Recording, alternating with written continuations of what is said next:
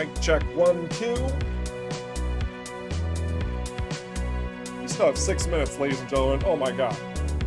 We're not quite there yet. Mic work. Good. Good. Just want to set a pop in and say hello to all those early comers to the stream. I see you. Guys, today is a fun day. I'm very excited that you're here along for the ride.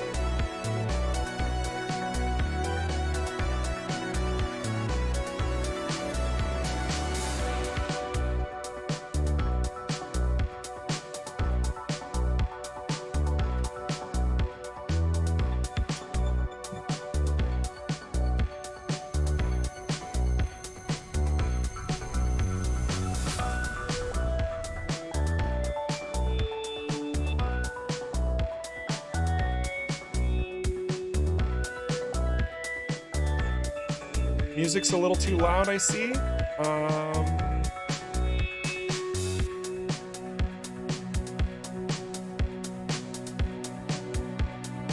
that do anything?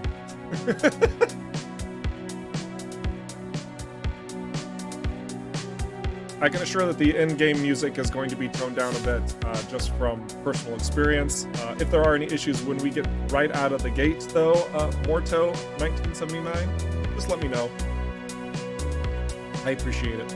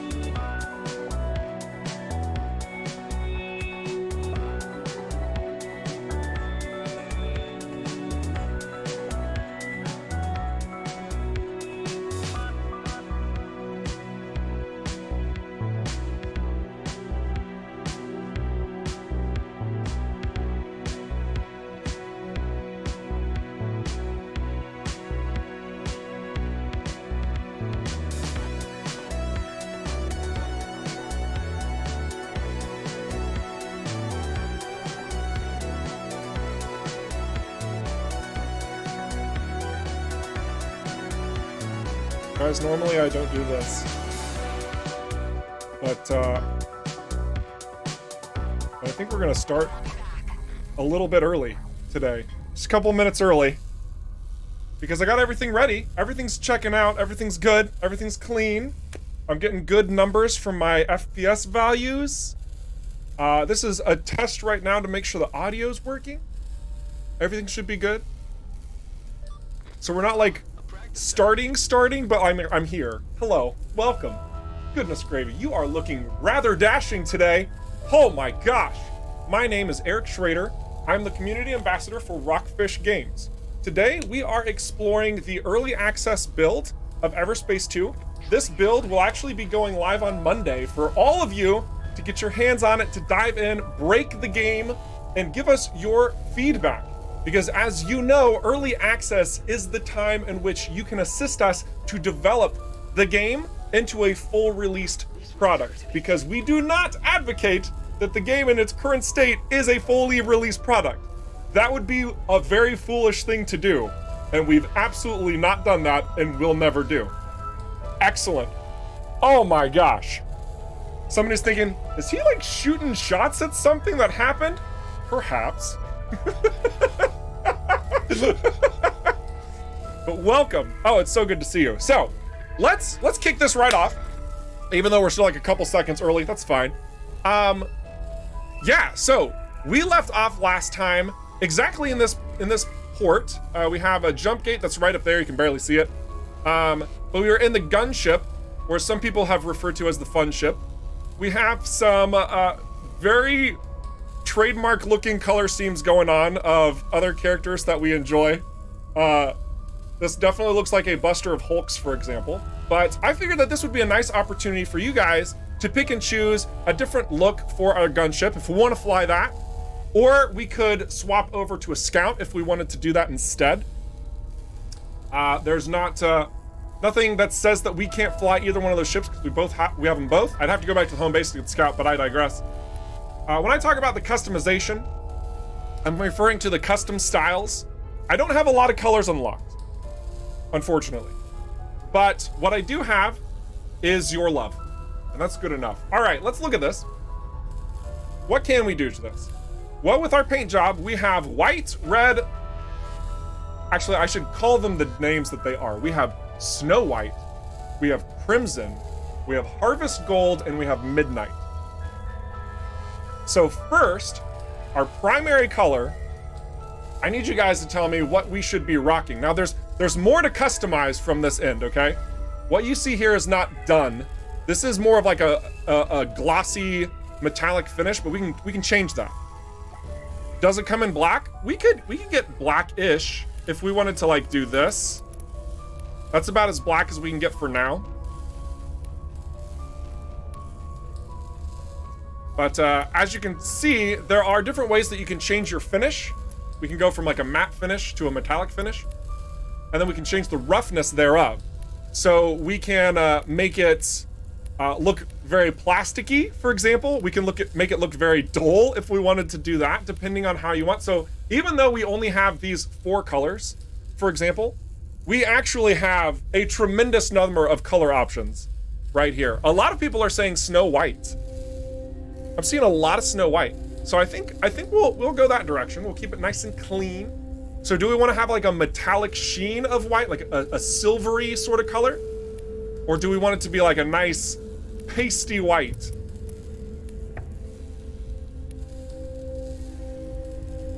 This looks very colonial to me. Something that you'd see from EVERSPACE 1. Why do you go for Snow White and don't go for the 7 Dwarves? I mean, it's a matter of preferences, okay? I mean, you can't judge somebody for their tastes.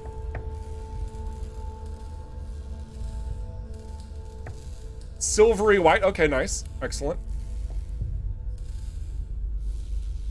Oh, we got a number of the Rockfish crew sinking into the chat. Welcome, brethren. That's great. We're gonna have this is a I didn't even really capitalize on what we're doing today. Let's take a quick backtrack. Words, I'm excited. You can clearly tell I'm excited. We're gonna be venturing into Union today. That's pretty exciting. Yeah. But to start things off, we have to look good doing it, which is why we are checking out our color options and how we can take this all. I'm seeing so many people like metallic, shiny-ish. Otherwise it looks plastic. You're right. We can definitely go to the metallic side. We'll do a metallic. Do we want it to be like hyper metallic, like reflecting all the things? Like, look, you can see the warp gate in the ship right there, right? Do we want to go like hyper metallic, or do we want to actually retain some of that rich coloration of the white? Like, do we want to go up like this?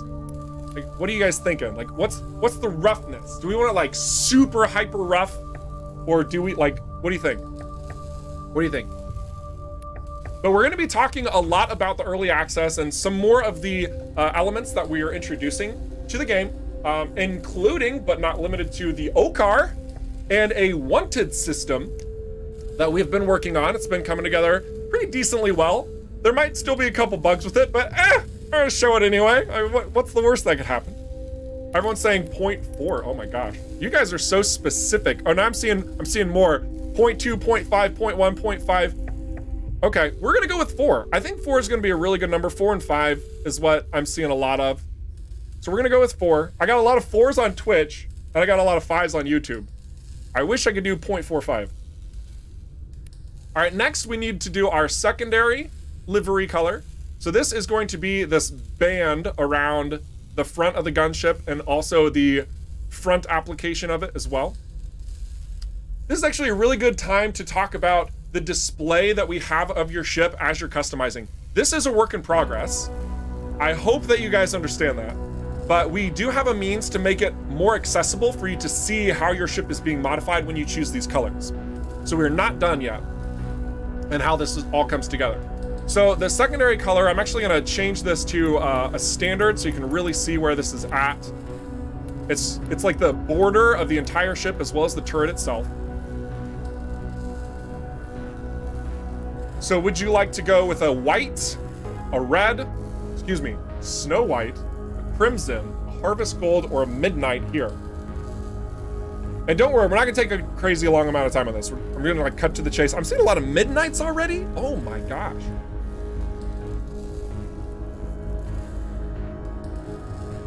Okay, I'm seeing plenty of midnights. We're gonna go with midnight. So do we want it to be a band of blue or do we want to be a metallic shimmer? When does the PlayStation 4 version come out? Dustin, we will have announcements pertaining to console stuffs in the future. That was such a vague answer. I almost want to slap myself. Oh my gosh, goodness gravy. It's like you have this direct line of communication to the developers so that you can have this really intimate and personal conversation to get your questions answered. And then I'm like, hi there, thank you. Your opinion's valuable to me. I'm so sorry, let me do that again, okay? Let me drop this. Our console ports for the game will be released at the same time of the 1.0 release. There's your answer. Woo! Oh my gosh. But we will have more information regarding consoles in a future update. So no, just be mindful of that. More information's coming out. Goodness, I'm sorry I defaulted to that generic bullshit. My apologies. Oh, language, excuse me. Violation of protocol detected. All right, anyway. So we have this midnight color. Do we want this to be a band of blue or do we want it to be metallic?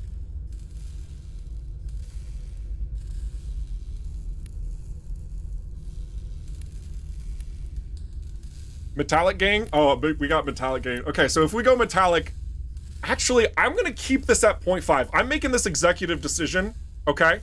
We are cutting it straight to the chase right now. We're gonna keep this at 0.5 because I wanna get on with this. Okay, and last but not least, we have this last coloration. It's gonna be kind of in betweens. So you see here, like we got this band there, we got this nice crisp look on the back end, and then we've got like the coloration on the inside. You can kind of see these lines. Here, let me change this color out as well. So you can see those lines coming forth. It's on the back, like in these sides and these corners. Do we want to also do like a midnight here treatment? Do we want to go orange? Actually, ooh, oh, ooh, I'm kind of digging this. I'm feeling this. I'm kind of digging this. Harvest gold metallic. I'm kind of on board this. Let's see what this looks like. Okay, I think this works. Shall we depart? Are we satisfied with these results? We're also gonna look at our emissive lights. I think we're gonna make our turret light blue. Actually, you know what? We're gonna highlight this. We're gonna make our turret light yellow. And the second emissive lights, they're actually right under here. These emissive lights. Somebody's like, wait, what? You can change the lights? Yes. You can change the lights on your ship. We're gonna make these yellow as well for that nice contrast, I think. In addition to that, we also have, actually, you know what? I think I can show this. I don't think I'll get in trouble for it. We're gonna show it decals. Right now we only have a couple, but we can add a rockfish decal, or we can add a coalition decal. And I feel like it's fair to say there's more on the way. And then there's also going to be a couple more options. I mean, obviously, since I am Rockfish, we're going to use the Rockfish decal. But we can also change this. I think the decal itself needs to be white so you can see it on that blue. Let's see. Yeah, that'll work. Border color is going to remain white as well. And then finally, we have the text color right here. I think we'll change that to blue, right? That would make more sense. Something like that. So we have the logo in white and the text in blue. Yeah? Is that good? Rockfish yellow.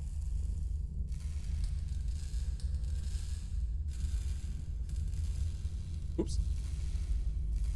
Okay, I mean, that also works. Cool. All right, we're not going to think too much more on this. We're going to go with the yellow text and the white insignia.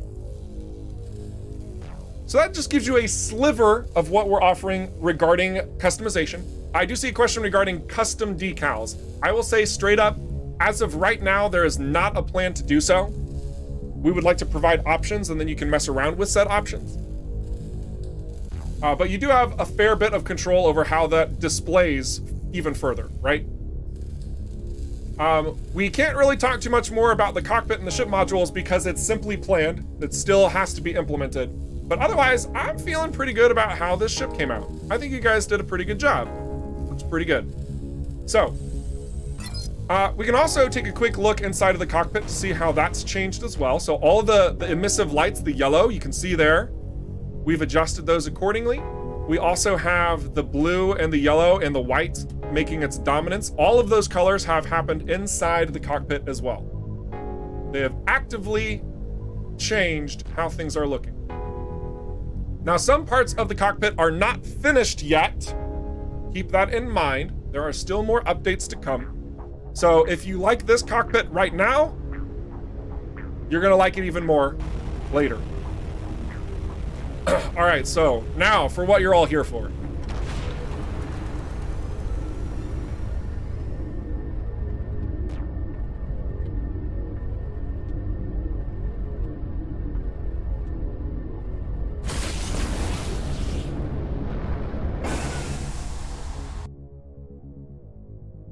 All right, boys and girls and men and women, we have arrived in Union.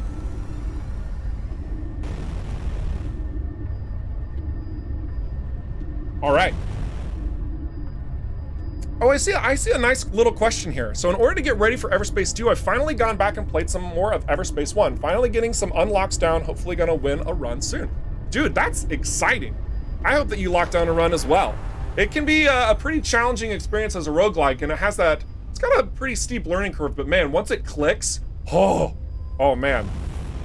There's some delightful things that can come from that. So where are we? Let's take a look at the map. We are at the Cedo jump gate, the transit gate. You'll also notice that we have included updated descriptions for a lot of these locations now as well. And a couple other new things that we need to talk about, including a symbol on here that is both present above me and right next to me. There is a yellow insignia that says protected. Now, for those members of you who have played EVERSPACE 1, know that when you are rushing through the DMZ, there seems to be this force that is trailing you. They're trying to lock you down and destroy you. And this is known as the Okar fleet. Now, I'm not gonna get too crazy deep into the lore. I could, mind you, but I will restrain myself. In EVERSPACE 2, we are going through some locations that you could have even ventured towards in EVERSPACE 1, I suppose, where the Okar are very present. But the difference here is that you are no longer associated with the colonial fleet. So since you are no longer a militarized threat opposing the peace treaty, at least in their eyes because of your ship, again, because your ship is not colonial, they are not going to immediately attack you. Instead, they are going to protect these locations and defend them from anyone and anything that's doing the bad things. Because as part of the treaties that were signed, the Okar are actually the police force in this sector of space. So we'll get nice up and close to these Okar fighters, which we are seeing live for the first time ever, the ship models for the Okar forces. Oh, hang on a second. Let's get a nice close look at these. Oh my goodness. So you guys are probably very familiar with this style, this look of the Okar fighters, but the detail work has improved. This was not just an imported ship module and then some stuff was added to it. Nay, I say to thee, these were built from the ground up. Oh my goodness. And this is just the Okar fighter, mind you. I'm sure we'll see some more very soon. So, protected. Protected locations generally have Okar that are patrolling the area, regardless of whatever else is going on. Usually what you'll see is ports and authority locations being protected by the Okar, such as jump gates, because Okar don't want illicit goods being traded around. They don't want Viridian being shoved through various locations, since that is theirs. And if you are storing Viridian, you're pretty much gonna die from Okar. They're absolutely making sure that colonial authorities are not present in these locations either, unless somehow they had formed a pact or a treaty in order to rectify a situation. Was that foreshadowing?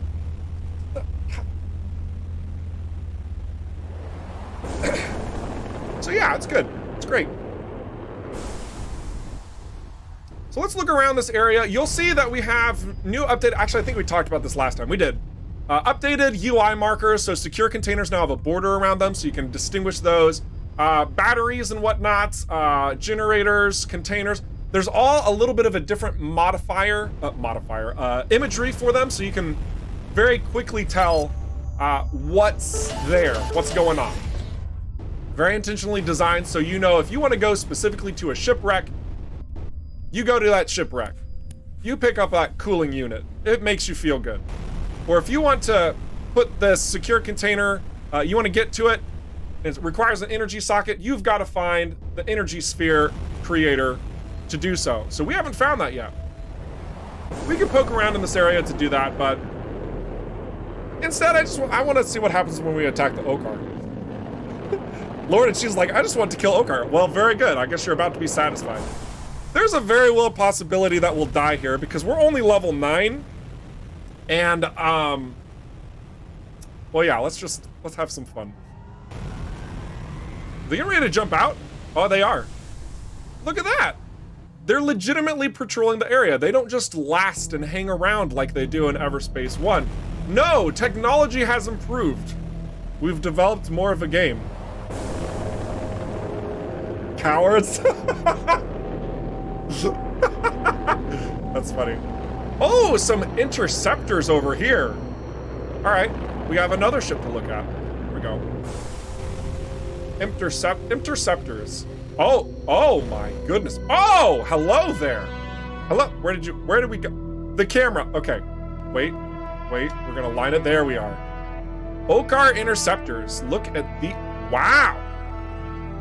I imagine that you guys haven't really looked at an interceptor all too closely from EVERSPACE 1. I encourage you to do so because this is actually fairly similar to what they looked like there as well. But again, they've received a pretty large makeover. The detail, the quality, the marksmanship of their engineering. Look at those engines. Can that please be a customization option? Oh my gosh, that's, I like that a lot. Eric was pleased. So you can see that the Okar, this reptilian species, they don't just make ships that look like reptiles. That would be kind of silly. Like imagine if humans made ships that looked like humans. Woo, that'd be interesting. I don't care, I'm not knocking anyone who does that. You do you. If it's fun, you do that. We just chose to make it very authentic in regards to how Okar utilize their mechanics. And this is the style that we chose. And we're having fun with it. So there you have an interceptor. We just saw the fighter. And I'm sure we'll see some more Okar ships as well. So these would be really bad ships to poke a fight with. So naturally, we're gonna fight them. Wow, you got kicked in the wrong direction.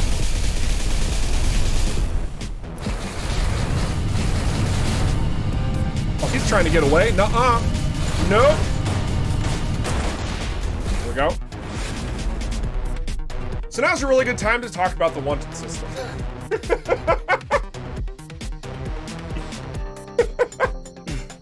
All right, so by attacking a protected faction, you violated against the peace treaty of the DMZ. Okar forces will attack you on sight. To get rid of the wanted status, you have to stay out of their sensor range for a while, or you can choose to pay off your bounty in the map menu. Again, I'm just gonna point this out. This is all work in progress. These elements can be modified, they can change a little bit. This is currently how we are operating the wanted system. So let's talk about what that looks like in this moment. Actually, in this moment, let's take care of this guy, which was a really bad idea to attack. Nope. I do not want you to get away, sir. Man, their shields recharge even faster than they do in Everspace 1. Whew. But thankfully, the gunship is very powerful. Now, you'll see in the upper right corner, it says Okar forces lost sight of you. Did you see that? Because no Okar nearby. You'll also notice in the upper right, we've got that little red indicator. It's at 1 shield right now. That tells you how much you are wanted. Look, I understand that you're gamers and you understand this concept. I am obligated to explain these systems so that there's a thorough and concrete understanding, okay? Thank you. Let's look at the map. You'll also see that right here in the jump gate, we are listed as wanted with a stage 1 bounty on our heads. So from here, if we wanted to just empty out the bounty completely, we can pay the bounty for $900. This basically effectively says, hey, you know what? We did some bad things. We understand. And you just like send a digitized check to the Okar and says, I'm sorry. I'm going to pay for the damages. Okay. What's the yellow bar? We're going to look at a yellow bar in just a second, I'm sure. So we're also going to poke around here. That's a big one. This is going to be a very important location later. You guys can take a screenshot of that if you want, but obviously you'll experience this on Monday. But you'll see that there are other locations that are also protected that don't have any sort of wanted yet in regards to what we've been doing here. So depending on how bad of a person you are, you can get away with it in one location and not get caught somewhere else. Or you can just get completely wrecked everywhere you go and life will not be good to you. Also, these Okar drones though. Woo!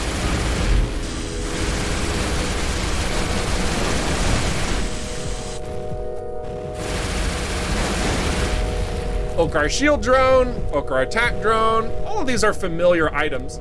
Also accidentally increased our wanted to level 2. Oh boy, that's fun.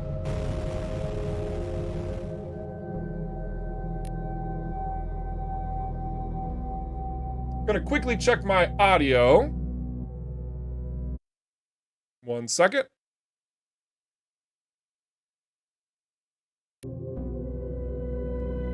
Okay.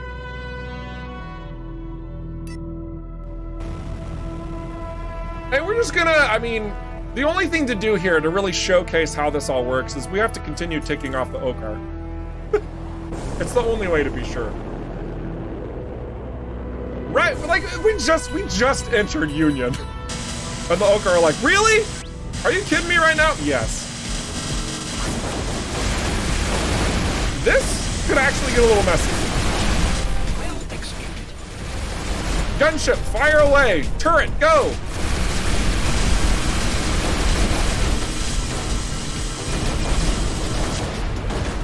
Woo! Where do they all keep coming from? Woo! Now I see that even in a very beefy gunship, even at just wanted level 2, we are already receiving a very large amount of damage. And we have to be very careful here. In short, you probably don't want to be ticking off the Okar unless you are really prepared for what's to come.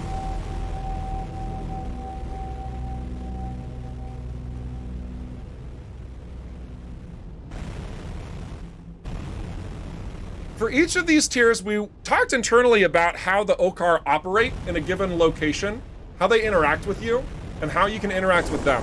And something that was decided upon is that we don't want the Okar to like constantly be attacking you, because we want to give you an opportunity to hide. And if they're constantly attacking you, well, we might have some issues, right? Man, those drones are just too hyperactive.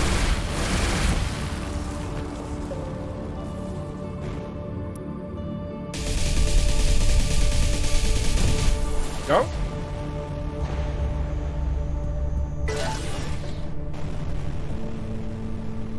Really use some more armor. Oh, that paint job you guys recommended, it's getting kind of scratched up. I'm sorry about that. Oof. Oh, here comes some more.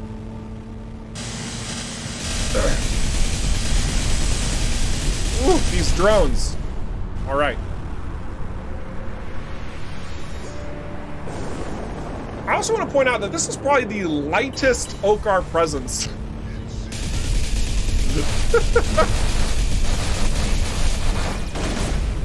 Oh man. Come on. Got him. Probably shouldn't have pushed him there. That probably wasn't a good call. But it's fine.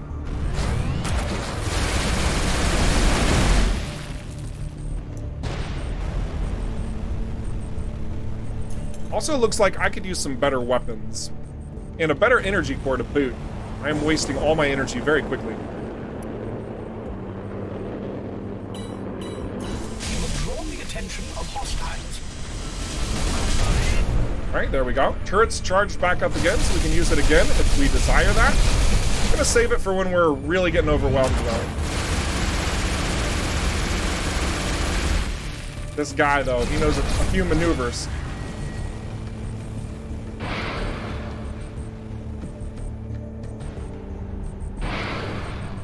Do the trick. Wow, didn't take us up to wanted level 4. I'm surprised by that.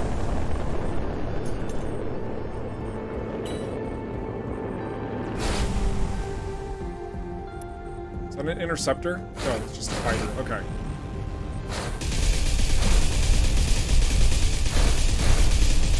Gunship is too slow for my tastes, guys. We're taking so much damage from this guy. Ouch! Go.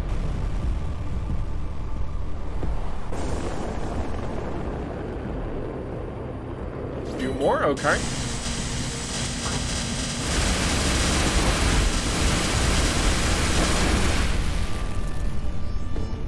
So overall, you can see that there's a fairly decent standard where you're going to be at wanted level 3 if you're really trying to fight all the Okar. They're not going to like just come at you in swarms, because in the grand scheme of things, you're not like the worst thing ever. You're just a pest. And they've got a lot more important things to do inside of Union. Man, so many drones though. It would be nice to get a couple more fighters. We're getting some bad RNG. Oh, die already.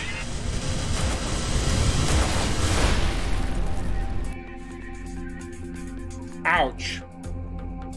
That hurts. So our coil gun got damaged here. So it's going to use even more energy consumption. Ouch, that really stinks. We're gonna have to go repair that. So we're gonna go ahead and head to another location to do just that. Let's do it. So we are now flying around in the Union system. Brand new location. We got some undiscovered sites to go to. I have poked around in Union already because I want to go to some specific sites for you to see. I am sure somebody has probably said this in chat and somebody's like, oh my gosh, what? I thought we were continuing the story. Well, what I did is I triggered the jump gate for us to explore Union today. I don't want to be too telling. There are certain events that should be more first-hand enjoyed. So if you want to experience the rest of the story where we truly left off last week, I do encourage you to dive into the early access when it starts up on Monday. There you go. Because nobody wants to be spoiled in that sense. You think you do, you don't, you not stop it. So, we're gonna go ahead and head to this Cartwright's Wake over here in the Smuggler's Wheel of the Union system.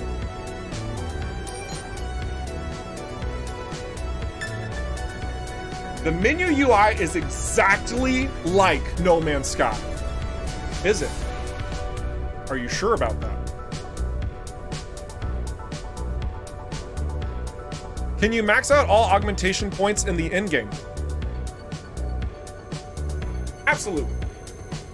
If you do your due diligence and you're completing all of the situational location challenges and you're completing various job opportunities and you're doing, like, you're scrounging around and you're putting in the effort, you will be rewarded accordingly and you will be able to augment your ship to the highest peaks of performance. For sure. For sure. So here we have a more standardized location in Union. Don't worry, we're building it up. We're starting slow, we're progressing in, okay?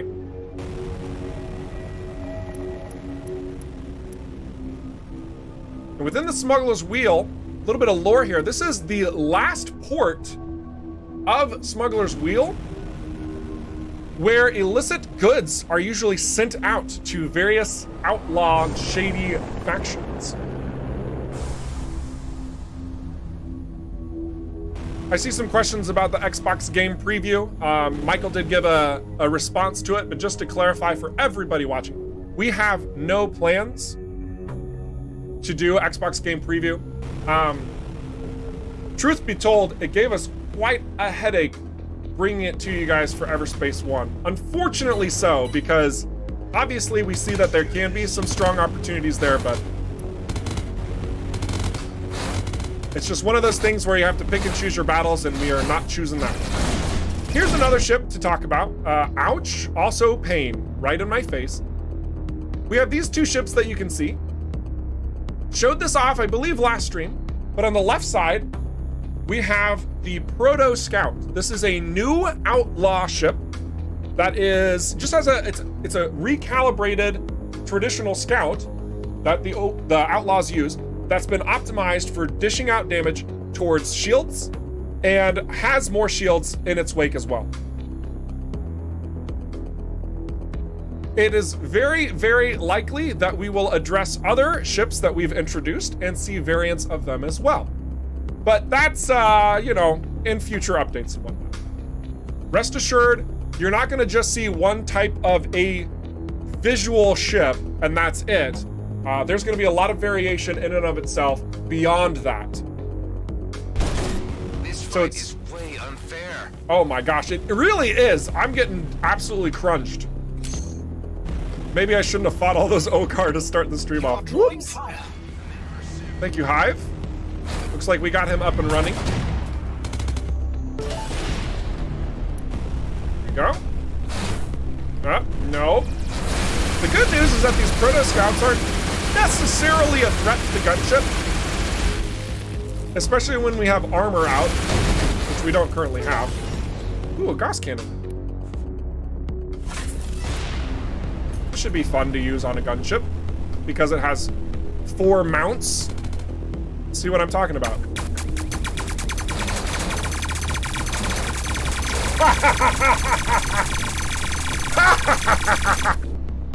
It's nice. Ow!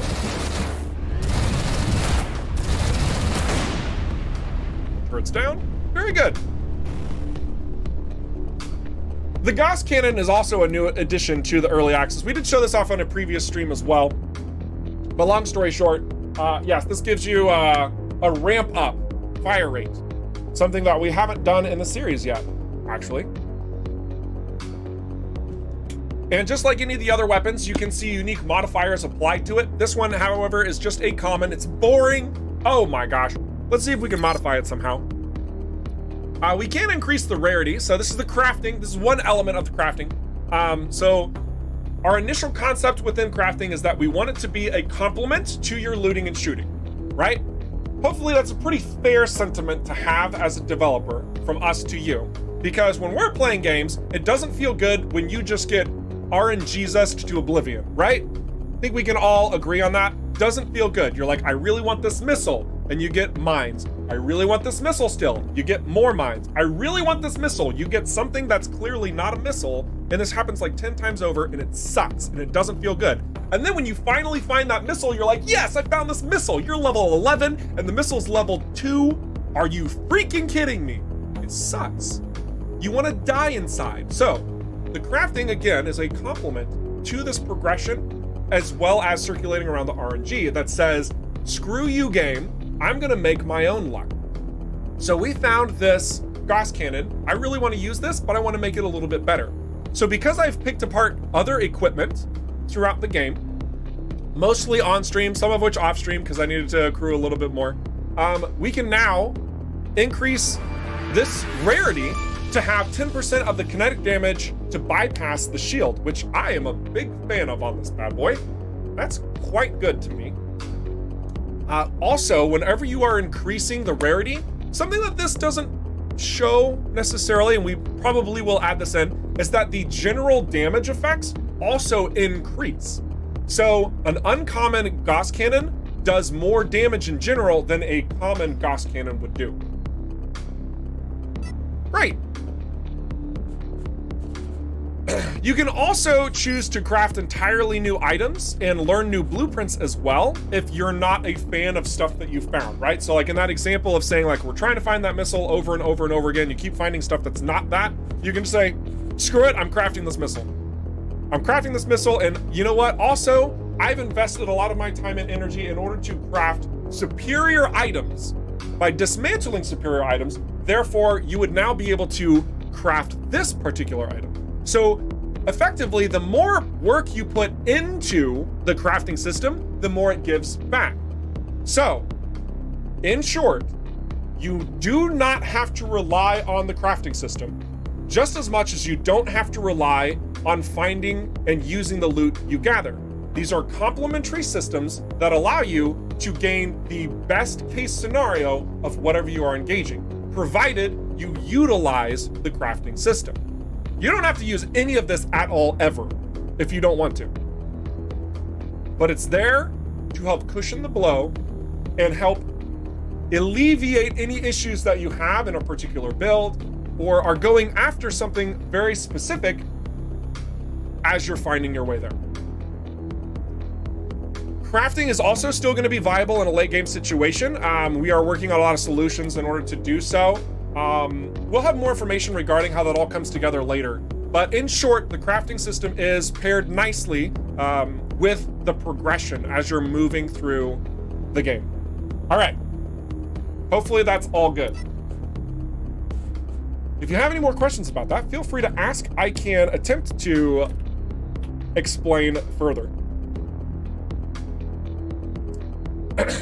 Okay, so I do see a couple questions that I haven't even been looking at your questions because there's so much to talk about. So let's answer a couple questions really quick, and then we'll keep going. Is there going to be any areas or events with timers? Yes. But if you don't complete them on time, you will be locked out of them? Sort of. So we have locations that have timers for a specific instance that you're doing, and when you leave, that instance is just gone forever. It's a randomized instance for you to accomplish a task, right? So if you accomplish that task, yay! If you don't, well, you can try again somewhere else with some other job, some other mission, and accomplish effectively a similar thing. So you'll have those instances. There isn't a major, there's not like anything that like if you fail, then you can never use this space station again. You know, like, there's nothing like that. Unless we implement some sort of system where you can, like, destroy a space station. That could be interesting. Wink, wink, nudge, nudge. But there's more to talk about that far in the future. Okay. Let's see what else was asked.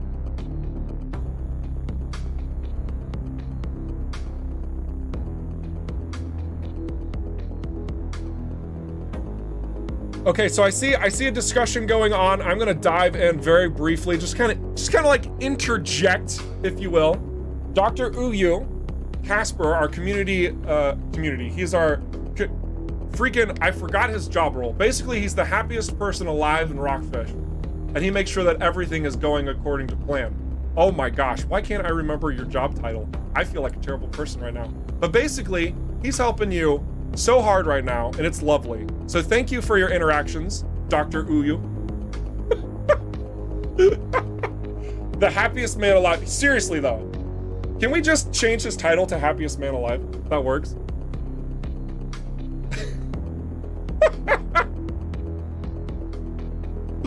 Anyway, loot, so he's talking about loot, and he's explained that loot is mostly adapting to your level so that there's no scenario where you find level 2 loot as a level player. So my example of that occurring was pretty garbage, I'll be honest. But basically, as we are traveling through the game, you know, when we start off in Cedo, that you guys have seen, you start off at level 1, you progress through, and as you're leveling up in the beta, those locations have an associated level to it, right? That has since been removed. Instead, now, when you're going to certain locations, and there's this general mentality at certain locations to be more difficult for you or to be easier for you. So if you are progressing in a very standardized formula, you will see that the game's pretty well balanced. If you're backtracking and trying to complete specific little things that you missed, it's probably gonna be a bit easier for you. And if you're poking your nose in where you don't belong, you're gonna see that it's a lot harder for you, but the rewards are inherently going to be better for that if you can pull them off as well. So overall, we've designed the game, in short, we've designed the game with a form of competitive challenge rating that follows where you're at, so that you're never in like a super crazy easy situation, but you're also never in a super crazy difficult location. Oh my gosh, I just realized my top button was undone. Woo! Sorry, ladies, I'm married. All right. Will there be any kind of races? Absolutely. Absolutely there will be. We have a couple implemented for you to fly through, but otherwise, yeah. There's probably gonna be more to that in the future as well. Probably. I don't know. What do I know? Can we destroy this? Oh, we can. Get wrecked, satellite that's not operating. I really need to repair this ship. What a clunker. Oh my gosh, do we have a gas leak? How does that even, oh my gosh. This is bad. Let's turn those lights off, goodness. Yeah, we definitely taken a bit of damage that we shouldn't have here. A sniper drone. No thank you, no thank you, no thank you. All right. So let's go ahead and find ourselves a port that we can stop at. Oh, Avon Rest, here we go. It's a little further out there, but let's see what happens. I'm sure they'll patch us up. No, there's no giveaway this stream. This is the pre-early access stream Hype Zors. Can you get armor drones? At this point in time, drones are not available for the player to utilize except for those that you find that need to be activated. At this time. The gunship has shields. Eric, what blasphemy have you done? Tiberius? Azurians? Your username. But anyway, yes, the gunship has shields. So let me explain. Let me drop some lore for you, okay? Are you ready for this? Are you excited? let's go. All right, EVERSPACE 1, you're operating within colonial militarized assets known as the colonial fighter categories of the Interceptor, Scout, Gunship, and Sentinel. Each one of these operate in a very specific capacity that was designed against the Okar during the Okar colonial conflict. They have since been removed and redacted from all instances of use. However, when Adam instituted a colonial clone to be his new body replacement to go across the entirety of the DMZ just for himself, they had to use the older equipment that had been established through the Okar colonial conflict, much as I have mentioned. As such, those older ships could not be customized to a specific liking, but had particular designations also bound to hive units that were directly connected to the Eterna system, making them easy targets to be detected by and pursued by the Okar forces after the treaties had been established, which is why you're constantly being hunted down. After the events of EVERSPACE 1, some stuff happens, and you now have ditched your colonial fighter because it would be very foolish to continue to be tracked by the Okar when you're trying to escape from this territory, and have upgraded to various ships that have been modified through shady means perhaps, or also through legitimate means in order to operate effectively. And a lot of those upgrades and modifications have given and paved new ways forward to previous ships that we know and love, much like the gunship. Now, I will say that if you are looking to have a beastly shield on a gunship, you are doing it wrong, because they don't have beefy shields. It is a gunship. They have been hyper modified in order to have one at all. There's a reason why the blue is incredibly small down here. We're not flying a colonial gunship. This is a more advanced gunship than a colonial one. And you will see those modifications also done through the visual modules that we'll find eventually in the game. Those are not implemented yet. Okay, that was a lot of lore drop, but that is actually why the ships that you see now have varying abilities, unique traits, and straight up upgrades from what you saw in EVERSPACE 1. Also, Sentinel having more than one primary weapon. All right, let's continue. Avon Rest.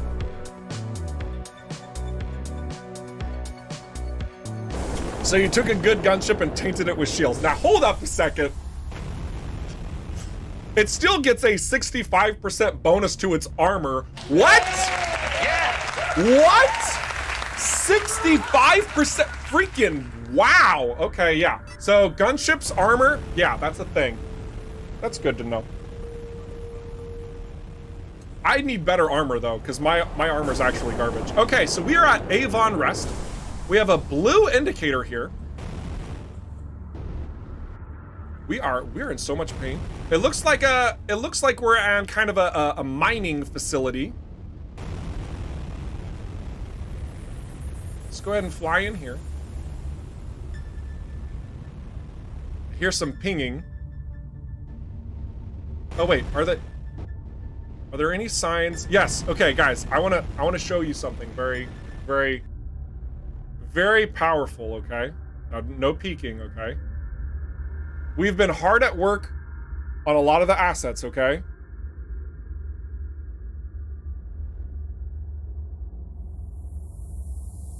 Yeah, that's right. That's right, ladies and gentlemen. You can tell the game's coming together when you see one of these bad boys. Oh my gosh. But no, seriously, it's work in progress. So if you're like, whenever you get your hands on early access on Monday, if you look at that placeholder sign and you make a post and says, hey, there's a placeholder sign in this location, you're going to be met with an ill fate indeed, because we do not hold back against trolls. All right. Hey, how did you find us? I have almost 24 markers on my map. This was one of them. Scrap. This is bad. Uma, the distractors are offline. We're sitting ducks here. I'll fix him. But I might need someone to have my back in case those bastards show up. I'm used to this kind of stuff. I can cover you. All right, set yourself up, then tag along. We don't have much time. Okay. Neat. Side mission. So before we do anything else, let's talk about repairing and restocking at bases. Most of you know how this works, but you can pick and choose what it is that you want to repair, especially if you're low on funds. But I am rich. I am rich. Yes, I have money. I have 8,000 credits. We can repair So instead of going through and individually selecting all this type of stuff, which could get kind of annoying in some cases, you'll also notice there's a quick repair and a quick restock. So we just go boop, boop, done. Done. We're done. We're done. We don't have to worry about it. Look! Oh my gosh, it's as good as new! Wow! Guys, I think you really did choose some nice colors. That looks solid. So we're looking at our shop here really quick. I'm gonna... We have enough credits. We're gonna go ahead and dismantle some of these items. Let's compare against our other booster. This has increased speed gain and ship speed. I think we're actually gonna take this. Also note that on this rare cruise booster, we've got 36 structure and it cannot be damaged, which could be really nice for our gunship. Now, I know that you're also looking at some of these comparison points and seeing how the recharge speed is dramatically lower. You're right. That's because the speed booster is all about short exchanges of boosting, whereas the cruise booster is for those long haul boosts, which I do feel is better for a gunship as a whole. So we are gonna go ahead and equip this. So that's gonna help us. Plus that structure is gonna give us a meteor hull. And we'll go ahead and just scrap this other one. Oh my gosh, we have a prototype cruise booster. Look at that. This has even more structure and has just a little bit more better stats on every single thing. That's fantastic. It doesn't have a cannot be damaged tag, however, but otherwise that prototype cruise booster, whenever you find a prefix like that, this can apply to anything really, but that enables an additional modification for that item. In the case of this, it makes all your stats just a little bit better. So we're actually gonna use the prototype cruise booster instead. And then we'll scrap this other one for blue crafting XP right there, right there. You saw it went away, which will allow us to, should we desire it, craft more rare items in the future. Okay, probably just gonna scrap this broken coil gun, and also the rail gun. Oh, whoops, didn't mean to do that, hang on. Hang on. Rail gun, scatter gun, Gauss cannon. Nah, we're gonna get rid of the rail gun.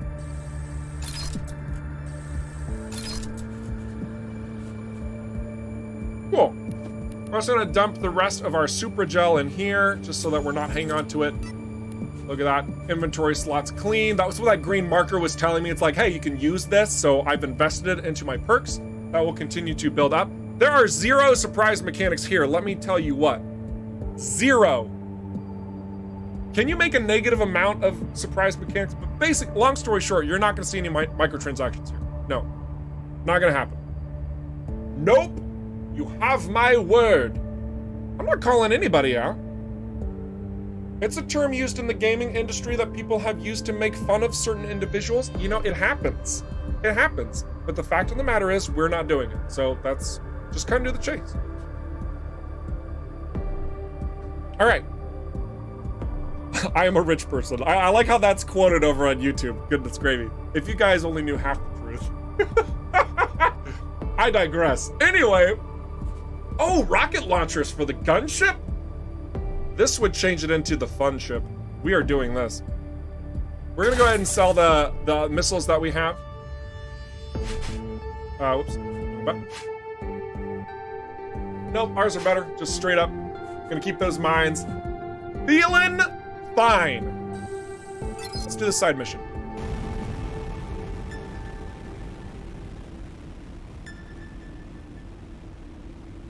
Uma. They're here. I'll repair the distractors while you hold them off.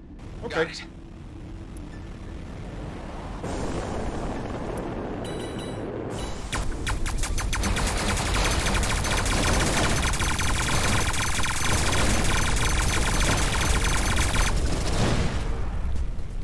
Cool.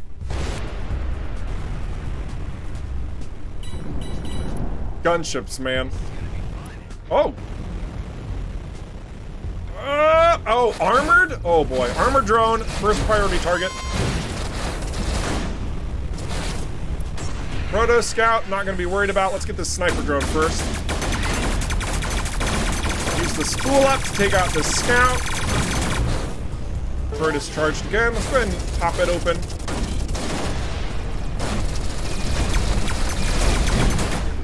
Neat. First one's So- up. Follow me. So something to point out is that you'll notice that I used my turret, and then not too long after I was able to use it again. That is because I've done something very sneaky that we haven't talked about just yet. When your ultimate comes into play, when you activate it, you can also deactivate it at any point in time. That's right. You heard me correctly. I don't have to let the whole thing drain out and I lose all of that rich, valuable ultimate charge. I can use it momentarily and then stop it so that I can very quickly charge it up again in another sequence. This makes the gunship's turret very valuable.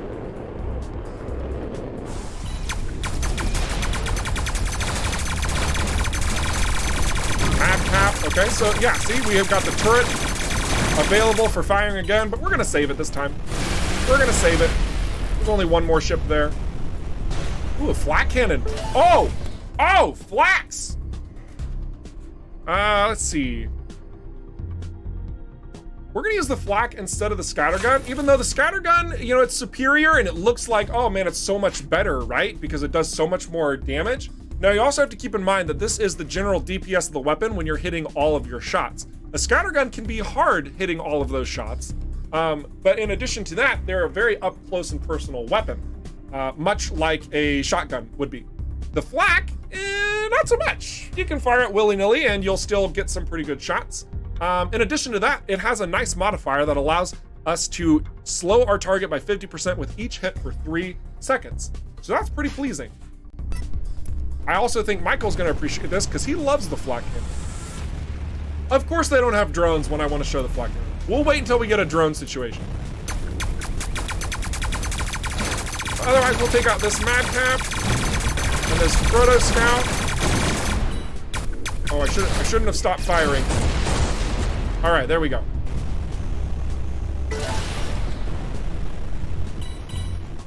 Drones? Not alone anymore. Drones? No drone. Whatever. We're gonna use the flak cannon. This is a fast-firing flak cannon. Yeah. Yeah. I remember reading somewhere on the forums that, or maybe it was in last stream, they asked that they wanted their flak 5.5 to return. I think that was the question. So I'm just gonna straight up tell you right now, we hear you. We understand what you liked from EVERSPACE 1. We have a lot of desires to bring similarities back. Notice that this is not some sort of specialized flak. This is a standard flak here, guys. This is a straight up standard flak, okay? And it's doing this. There can be modifications and variants to equipment. You guys have seen that already. I don't need to bring this up. You know that there can be manufacturers that provide specialty bonuses and whatnot for equipment and items. So you could very much find 3 different flak cannons that each operate fairly distinctively from one another. Very possible.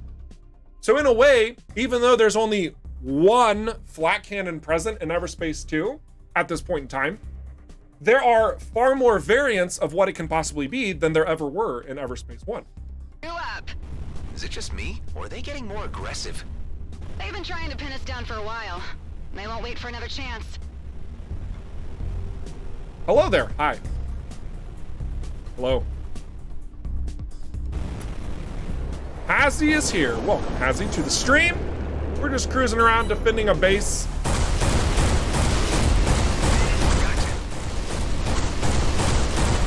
Wonderful. Done. Scrap. One last wave incoming. They're trying to get at our provisions. Okay.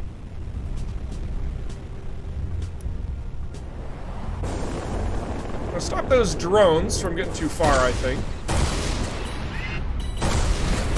I don't like where they're going. It's a detonator drone, okay.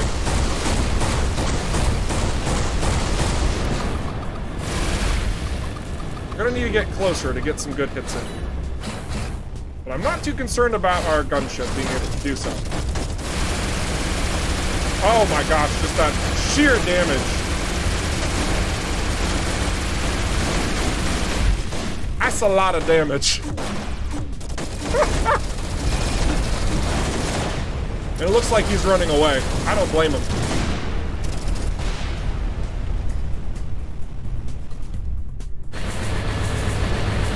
See you later, Tater.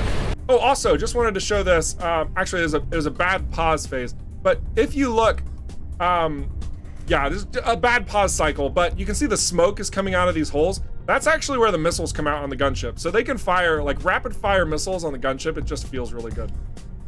It's just incredibly satisfying. I think that's it. Thanks. Let's meet in the hangar. Neat. Back to base we go. Who designed the gunship, you ask? That's a good question. I don't know the answer to that. Oh, Torbo? Torbo designed it? There you go. Also, hi, welcome to the stream, Torbo. Or should I say Torben? You saved our derrieres out there. Pay him well, Tico. He deserved it. Here, does this account for your trouble? It's more than enough. If there is anything else we can do, we gave your ship clearance to bypass the distractors. Feel free to come back anytime. Sweet. So we've completed this mission to become invisible. I got a desktop notification of things going on and I'm destroying it right now. We also leveled up to 10. This is a nice time to talk about perks as well as our overarching plan of our leveling system. We did make an announcement over on Steam forums. Is that where they happened, Andy?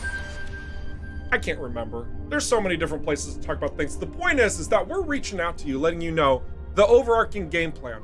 And we have level 30 in mind for the end game of EVERSPACE 2. So what this means is that for each one of these perks that you see, you will have a selection from 3 that you choose that stack up to one another as we progress forward.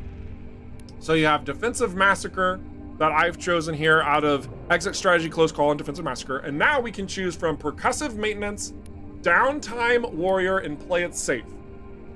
When we get to level 15, level 20, level 25, level 30, we would again have more options, and each one of these options effectively allows you to get 6 different perks that you can mix and match whenever and however you'd like. We can change this willy-nilly wherever and however we want. That might change, however, because I think that we found some exploits with being able to do that, so I think we're going to make it to where you can only change these when you're out of station. But I digress. You can change these. They're not permanently bound. There you go.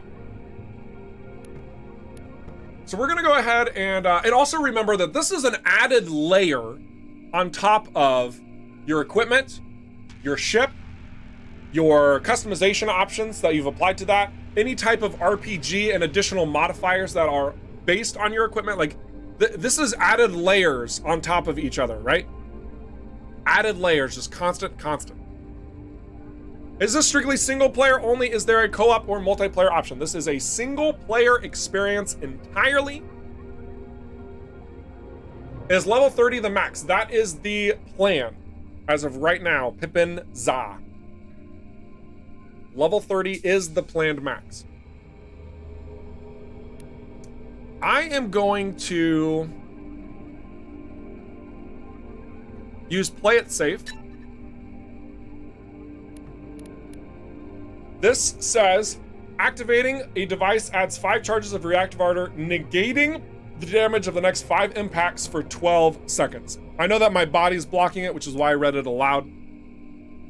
It's not that I don't think you guys can read. All right, so let's go ahead and sell some stuff.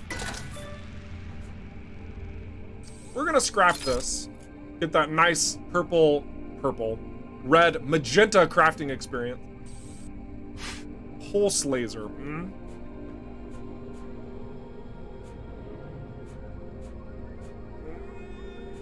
We're gonna scrap the pulse laser. I'm scrapping a lot of things. This can kind of get dangerous because I'm not gonna have a lot of funds later, but it's fine for now.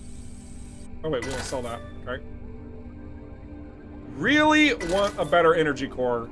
This just isn't doing it for me. Otherwise, we can invest more in our tractor beam. Get more of those going. And finally... Nope, that's it. That's fine. We'll buy a couple of these. That seems good. That seems fair. All right. Just use the dev mode? Really? Seriously?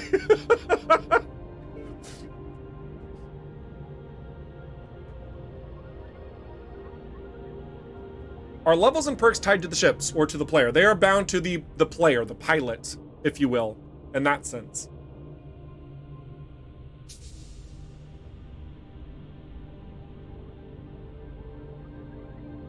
All right, let's see.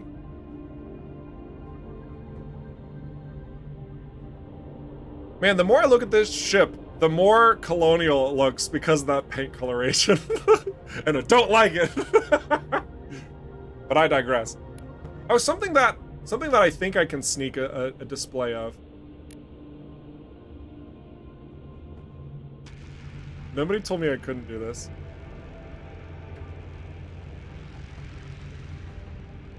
So there are original styles of ships as well that you will be finding that can do different things as well. Obviously, you knew G&B was going to be one of the symbols, but we're going to have a lot more to show in the future. A lot more to show in the future.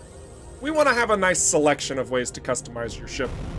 And being that you start working for G&B at the very beginning of the game and flying a G&B vessel, it probably makes sense to you to have a G&B logo on that ship, so. All right, let's get up these credits. Perfect. More credits. Excellent. What hardware am I running this early access on? That is a question for Shu, because he would be able to drop all the knowledge. Ironically enough, I'm not super tech savvy. I mostly do what other people tell me to do.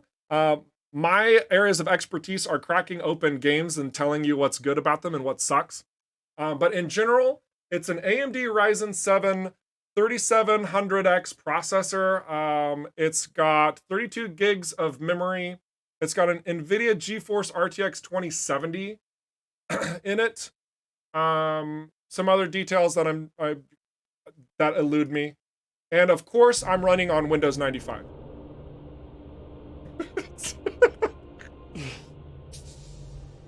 So yeah, it's a pretty beefy dude, that's for sure.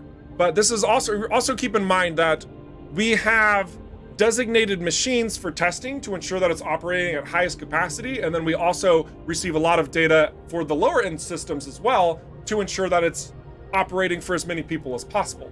That is inherently why when we look at these very nicely redesigned settings menus, that we have quality preset customization, right?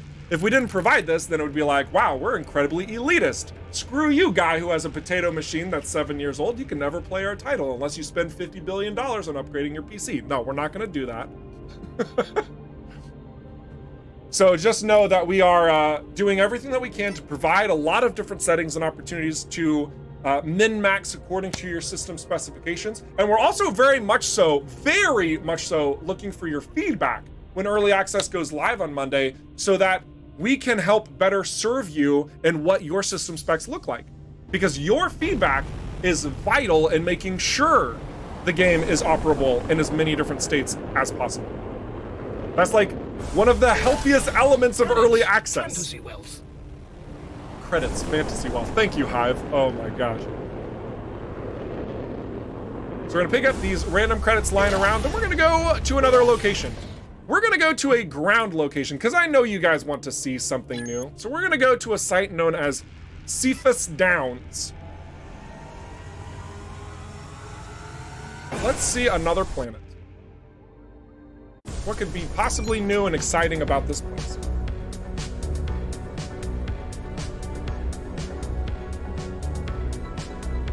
So no Atari VCS compatibility. Man, I'm really sorry. I know I ran it by the team and they said, I mean, it was actually a really short conversation, really. I think they said, get out. Yeah, I think it went something like that. But yeah, I tried my best.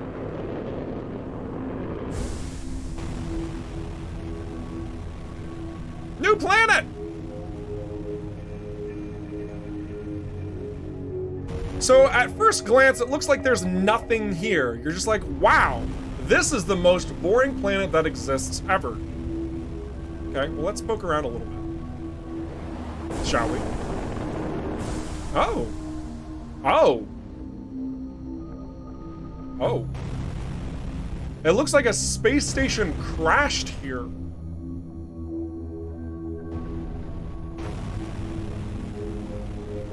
Huh. All right. That's kind of, right? Crashed cargo drone. Let's see if I can navigate. Oh my gosh. This gunship is a true clunker, I tell you what. 14 dark matter. Thank you very much. Woo! That feels good. As I ran into a sensor. All right, another cargo drone. Slow down, slow down. Whoop, yeah. Beautiful. It'd probably make more sense if I was in first person mode to navigate this, huh? Is that? Is this? No? Some lights? Okay.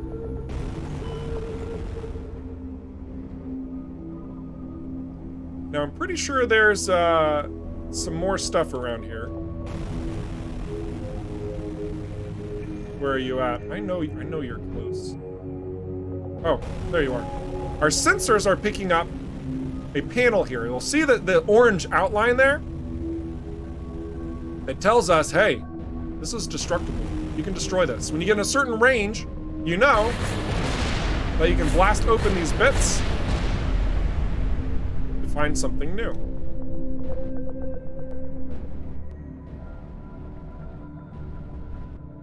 We've got another cargo drone down here. An autocannon, a rare autocannon, and some rocket launchers. Nice. Okay. I think we might even use this autocannon. Yeah, we'll use this in place of the blaster. Oh my god. Gunships with 4 just. I love it so much. These things really pack a punch, let me tell you what. Alright, so let's keep looking around. So the more that we're like going down into the crevices of this place, I think we're slowly realizing that there's more than meets the eye at this planet. Almost like something sinister happened. So this energy socket here, so we have to find energy somewhere. We've got a secure container. And then there's these pipes. Let's follow the pipes.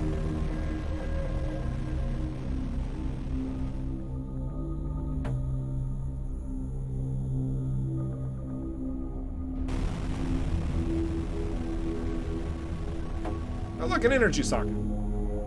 Neat.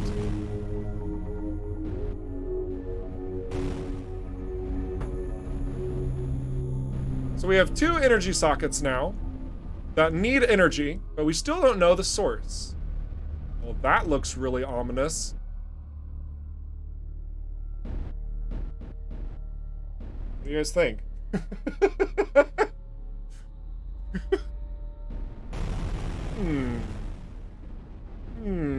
I don't know. It's kind of scary. It's like, do it already. All right.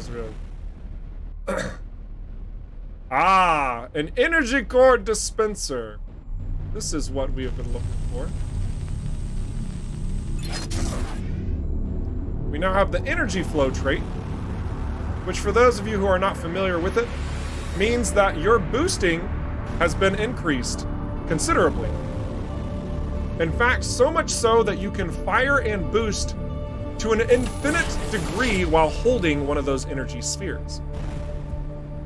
Gosh dang, this thing is such a clunker though. I'm going to badmouth the gunship every chance I get, for the record. Thank you very much. Everybody's like, I'm gonna love the gunship so much. Nope. Sorry, Scott's my boy. It's never gonna change. Well, I say that, and there's more ships coming, but I digress. Now, this is actually a really important element right there. flying upwards like this in first-person mode, it's really hard to see when you're holding an object. This is very noticed by the team as a whole already. Like, we recognize that. So don't worry too much. We're not gonna make this.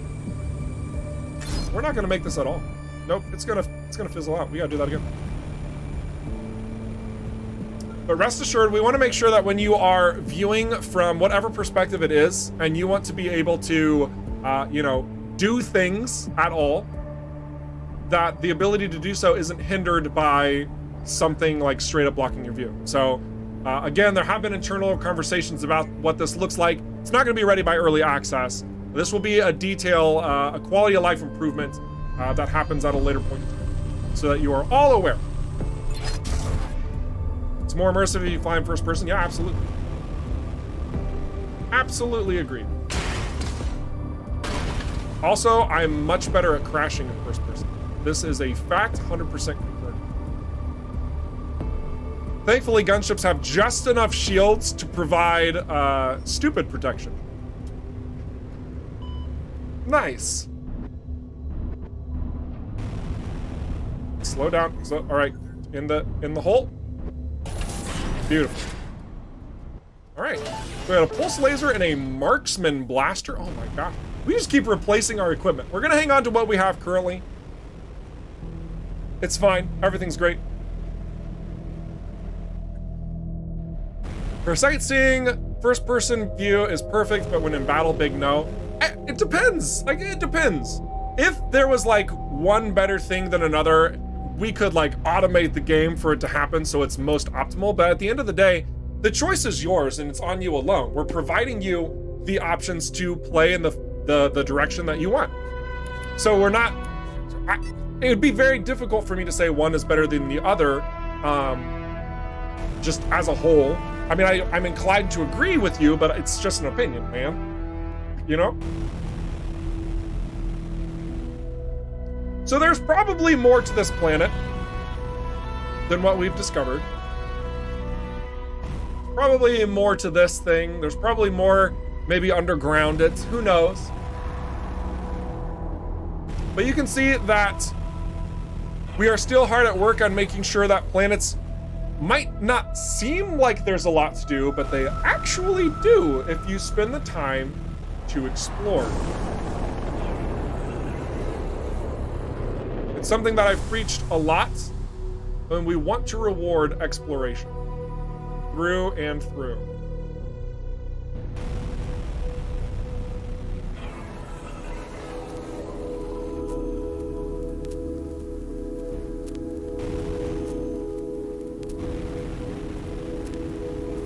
Oh.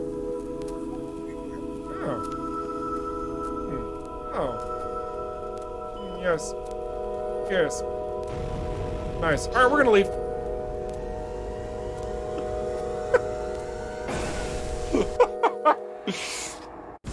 Somebody's like, are you freaking kidding me?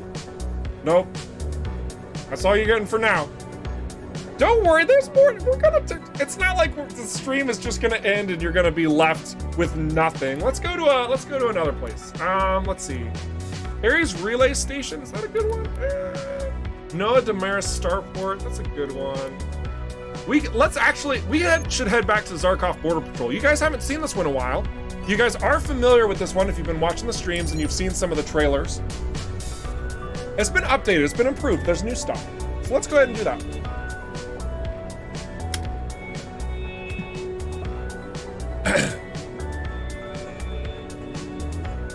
How do you plan out Battleship in such small places? Fast travel was better and now is gone. Fast travel, I mean, okay, wait. So game is work in progress. You're not flying a battleship, you're always flying a fighter. The ship that I'm flying right now is one of the larger ships that you will be able to fly in the game. We don't want you being able to fly battleships because that's a different game, right? We're not gonna create a second game on top of the game we're making. But fast travel, I mean, if we're just looking at the map in general and you see the way that these locations are connected, I think that it would be kind of silly to think that we're not going to have fast travel in the full game.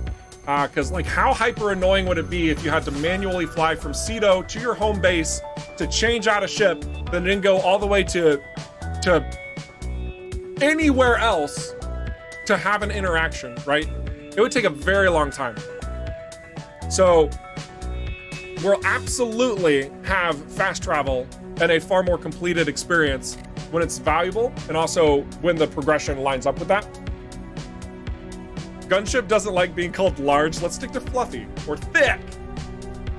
You're right, it's thick. Noted. I'm sorry, Gunship. I didn't mean to offend you. What a snowflake.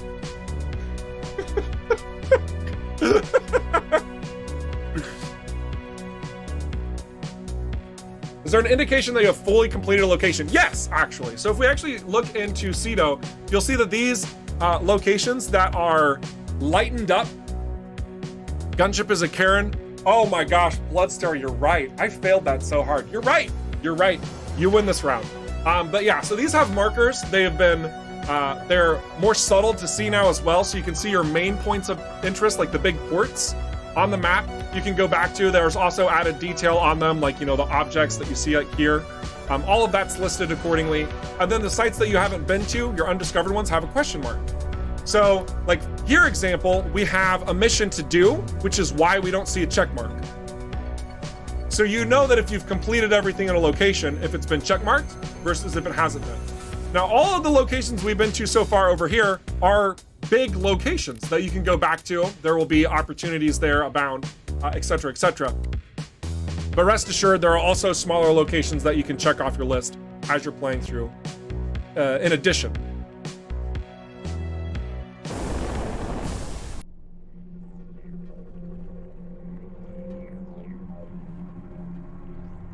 I love that things provide context like that, follow the pipe stuff, and aren't just eye candy pertaining to the planet side. Yeah, wholesome gamer. No, I appreciate that, and we appreciate that as a whole. Like, there are certain things that we need to make sure we provide indicators for, so that you know you can do something at all.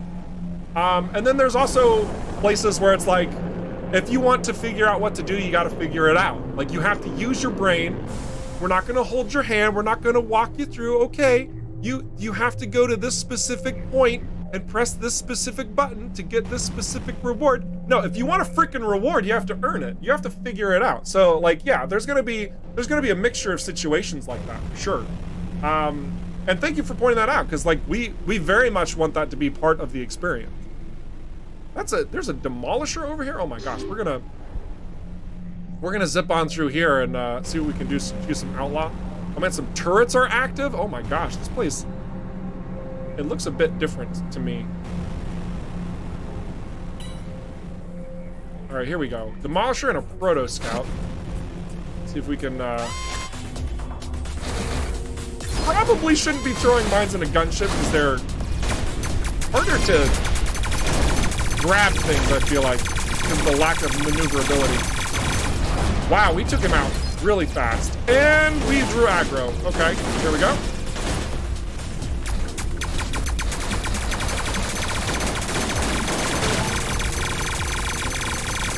Come on, come on. Oh, he barely made it. Okay.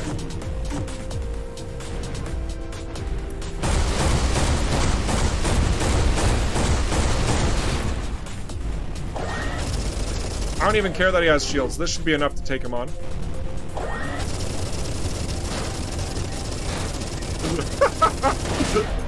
The most inefficient way to destroy an enemy.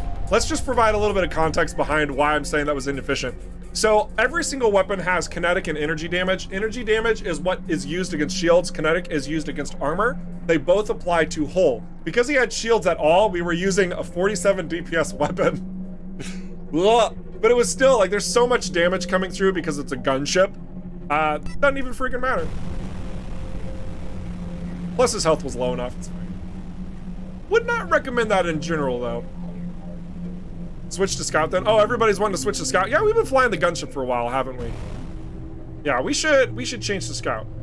And we're gonna implement my own personal fast travel technique because we're moving along in the stream, so because of the way that the game is inherently designed, currently, the only location to swap ships is either at a storefront, which there are new storefronts, by the way, or to go back to your home base. So I just want you all to pretend that we spent all this time flying back to Cedo. Oh my gosh, look, we're at the home base. Oh wow, that's great. Super convenient. I love this game so much. Oh my gosh, I'm trying to navigate downward. This gunship though. Goodness gravy. All right, there we go. Beautiful. So, we have our scout over here, which ironically has some similar colorations that we had on the gunship, but it's blue dominant with a gold and a white outlier on it. Also has the Rockfish logo. Can I have a game key? No, but thank you for asking.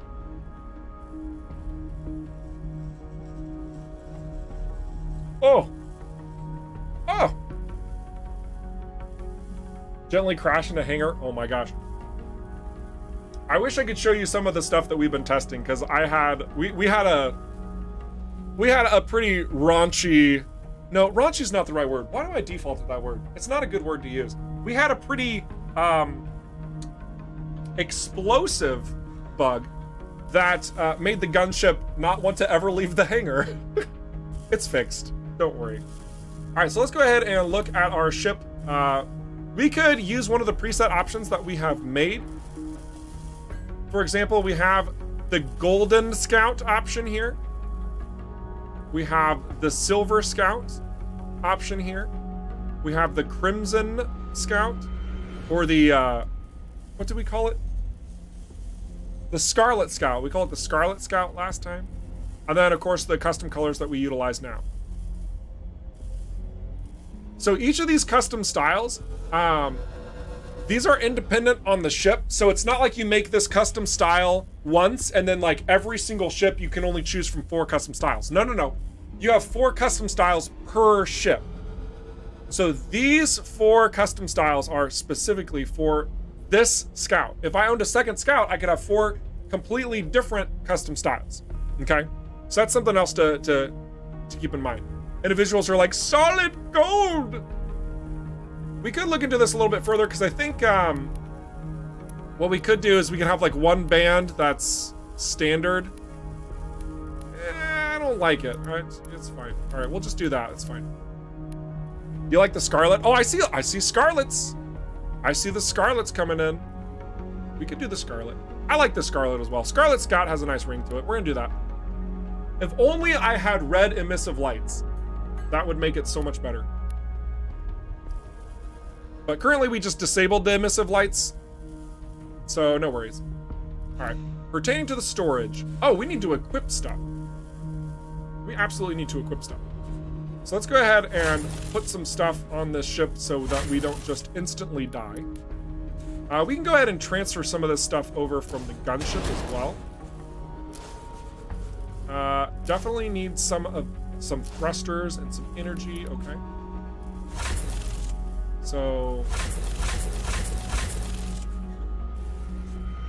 plating would probably be a good thing too. I really don't want to take the plating off of my. No, we're just gonna repair this. We're gonna keep the plating on the gunship for now. We'll find some new plating. That'll be fine. And yeah, we'll go with this. This should be good. We'll also use the perks from the gunship to continue getting our perks.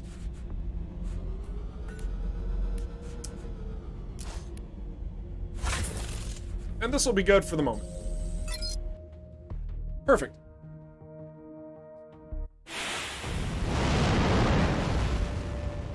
Now this location's a little bit dark. Oh, what are we doing? We need to fast travel this, right? Whoop, whoop, whoop. We want to go here. We're gonna go right back here. We've swapped to our scout. Now I can show you the true power. Even with like like words. We have a level 8 booster. All right, it's just a common level 8 booster. Now we have this level of mobility in a ship. Everything changed. Everything has changed now. Like, we can really do some magic. Also, let's go ahead and get some different devices in here as well. I think that would be fun.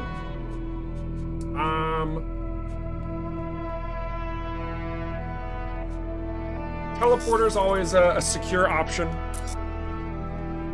We'll have a proximity mine be left behind. I think that's probably a good choice. And let's see. For our second one, we'll go ahead and use the Annihilator Virus. I'm a big fan of this one. And we will reduce their damage output to help us have some survivability. There we go. Now, if we wanted to, we could continue using our device upgrades to unlock other parts of this device. Currently, there isn't really too much of an incentive to do so, to get multiple ones. Like, you basically just look for the one you want, you buy it, and then you're like, done, whatever, you know, taken care of. We recognize that, we understand that. We want to make sure that there would be incentives for getting a device completely maxed out to provide some new opportunities. So do keep that in mind. These are observations we have made and are moving forward accordingly. Also, I'm gonna go ahead and reduce this resistance option. I don't need this for the scout because I'm never gonna get hit, right? And we're gonna use, we're gonna go ahead and put in firepower instead. So I'm actually gonna remove my webcam just to talk about this a little bit more. So what I did is I'm reducing these augments. I've got these augments that I can then allocate towards any other location. Attribute is the term to maximize some sort of effect on board my ship. So these ships, as you're gaining augmentation modules, which are earned by going out and accomplishing varying tasks, you can then increase an attribute on your ship to your liking. So what I'm gonna use is firepower right here, which increases our damage a little bit further. You'll notice that I can't go to the second augmentation slot even though I have another augment, because level 1 requires 1, level 2 requires 2, level 3 requires 3, level 4 requires, say it with me, 4, level 5 requires, that's right, 5. So you need more and more and more to really focus in on one type than another. It's better to kind of have a well-rounded means to an end, at least probably. Maybe you'll find a way to work around that or go to a specific playstyle. It absolutely works in that regard. Some other things to note about our scout in comparison to our gunship. Now that my face is gone and I'm not blocking this is also good to talk. We have a shield bonus of -5% and an armor bonus of -15. That is because the scouts are weak. They are not very strong.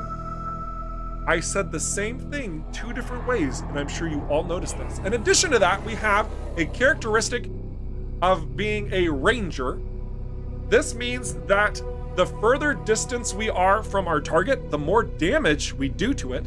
So we want to utilize weapons that maximize range on this particular scout. Not every scout would have a ranger quality to it, by the way. We also have a passive that reduces enemy detection range, and our ultimate, which is consistent on every single scout, is the Shadow Strike ability, which gradually increases a weapon damage shot up to 300%, and it will reset when a shot is fired. So we cloak, and then we can take a single shot to do a tremendous amount of damage. That's how that works. We also, as a scout, inherently get a weapon range bonus. You see at the very, very bottom, 37.4%, which we increased a little bit more because of this augmentation to our expertise. Expertise is the exclusive modifier for each individual ship does something different. Everything else is very straightforward. Firepower, damage, precision, criticals, structure, HP and module damage resistance, utility, device cooldown stuffs, resistance, damage reductions, expertise. For the scout, it is very specifically weaponry. There we go.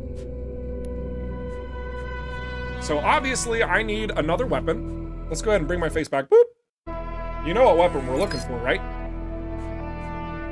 We need a railgun. So we're gonna unlock this blueprint and we're gonna craft it. So we have a level 10 railgun. Doesn't look like it does that much, but you know what? It's fine. This will be fine for now. This is what we want. And we're gonna put this in place of the blaster because that blaster is used at close range. We're not gonna be using stuff at close range here. Nope. Nope. Nay, I say to thee, we want long range antics. So this railgun, look at this. Okar fighter. It would help if we hit. There we go. We're out of energy. Yeah, we're gonna need some better goods. We'll get up a little closer here. There we are. Come at me. And look at this evasion in comparison to the gunship. Just look at this. Also, look at this. Oh! Oh! Oh my gosh! The first look inside of the Scout cockpit. Ladies and gentlemen. Oh! Oh! Oh!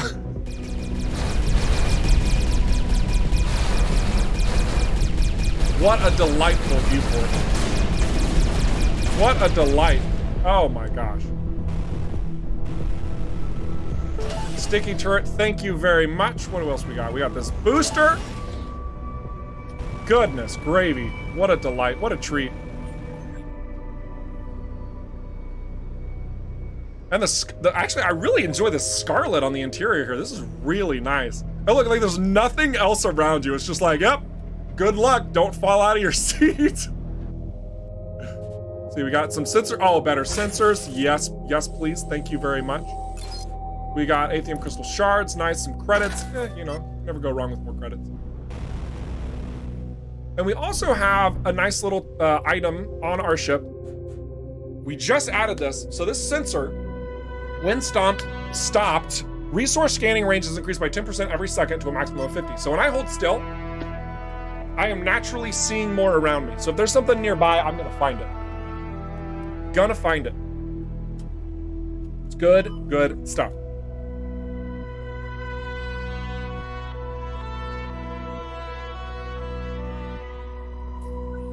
Very good.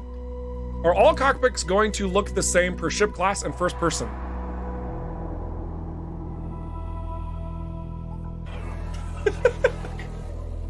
My expression alone probably answered your question. I can't answer that. Okay? That's a conversation for another time.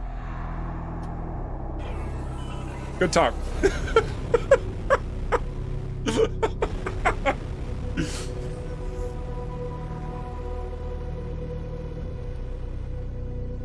Spoot Knight dropping the knowledge. Thank you, Spoots. I appreciate you. All right, now we can't see anything. This should be fine to boost into, right? Surely there's nothing to worry about over here, right? Oh gosh, that's a ship. Here's a station. Nice, okay. So now we're starting to see some things. Cargo drones and whatnot. Beautiful. Beautiful. So we keep poking around here. We got some more outlaw proto scouts and whatnot.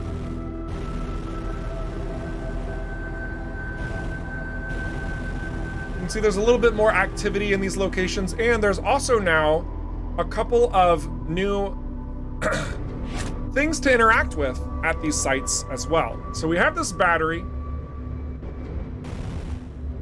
that we'll need to use somewhere else probably. And we have these panels, of course, that you can still blast off and whatnot. Wow, I'm surprised we didn't get in trouble for that. We're just gonna walk away. GMB's not gonna notice it. This battery's probably gonna need to go into some sort of slot nearby, right? We'll go ahead and leave that to you guys to discover further. But long story short, there's a lot more interactables in each of these locations. I mean, and I would hope that you would expect that too, right? Because it's been a long time since you got your first glance at these sites. Now there's actually stuff to do. Let me see if I can find a clear-cut example for you. We're gonna go around this this asteroid here. Here we are.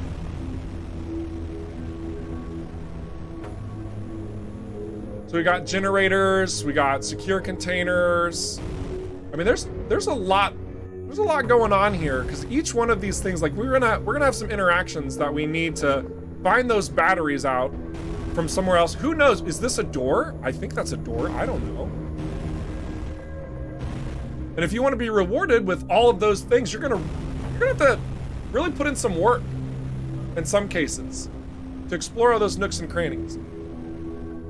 And I also want to point out the fact that, like, the reward system is still in development, so if you're not satisfied by the end of the results, let us know it with your feedback pertaining to what situation that you come across when you do get your hands on this on Monday. But also, more importantly, know that there are some elements that I haven't been able to show you during the course of the stream because they were added after some streams where I would normally have spoken about it, like ship colors, for example.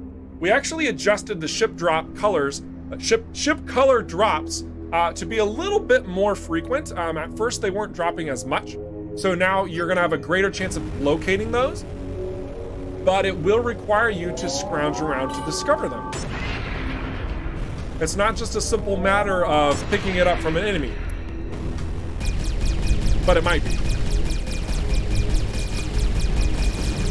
Oh my gosh, look at this scout. We don't even need shields. What in the world? Scout too good. Oh my gosh. Nerf the scout. The thing is though, like if we take a hit, like 484 hit points. 484 hit points.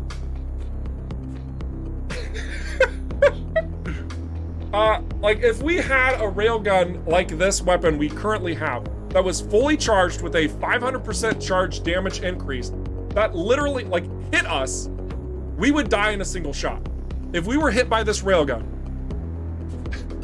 So, yeah, just keep that in mind. Rip no plating. Yeah, I know, I could use some plating, but at the same time, who needs plating? Okay, let's go to one more location.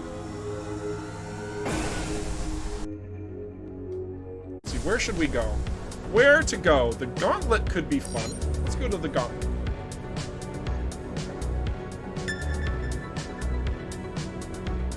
When a location is called the gauntlet, you know it's going to be great, right? Am I playing with aim assist? How dare you, sir? So, in the whenever you're using mouse and keyboard, I think currently there is. I don't even think there is any aim assist at all. I'm gonna need to defer to my counterparts in the chat if any of them know. But if you're using controller. If you're using a controller, yes, because the controller doesn't have that precision of a mouse, you are going to receive a little bit of aim assist there. But otherwise, mouse, keyboard, no. What you see, if I'm getting really good shots, it's because I'm either lucky or good. Spoiler alert, it's the first one. But yeah.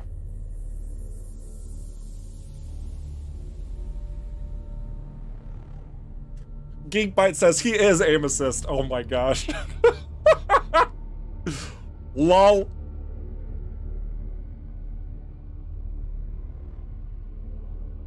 Tinfoil and balsa wood scout. How did you know how we've been crafting them? Jay Gnarl, that's kind of creepy. Who told you? Console peasants, dual sticks. Oh my god. Guys, oh my god. We're providing multiple options to control your ship so that you can have a rich experience no matter what you're used to. It is not the, like, this goes back to like what we talked about earlier in the stream. Like it's like the perspectives. It's not that one's better than another, guys. Like goodness gravy, no. You can have your opinion to claim one is better than the other. Sure, that's great. In specific instances, yeah, we could probably make some objective truths to back that. Whatever. But the fact of the matter is, options promote creativity, and it gives you player agency. That's what we are about here. We are giving you the controls so that you can do. Guys, I have to use the bathroom. I'll be right back. Hang on a second. All right, so check this out. We are gonna just take a quick break. I want you all to follow us, spread the love in all the places where we go do all the things. It's a really grand old time. all things Rockfish Games, seriously. We have Discord, YouTube, Twitch, Twitter, Instagram. Instagram is a really good one. It's a very fun one. We have a lot of fun there where we poke and prod and just do so many things to just, yeah, we showcase your hard work, your screenshots. And yeah, so that's really fun. Guys, I said that I needed to use the bathroom. I have a confession. I have a confession to make, everybody. I lied.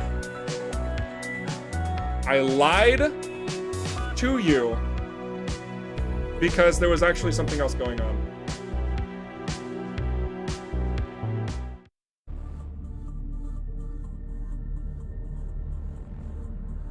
If you are a backer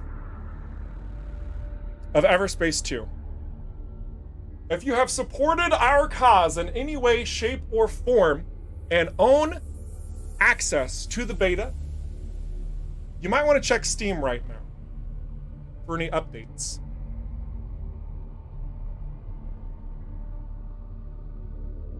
Go look. Check it out.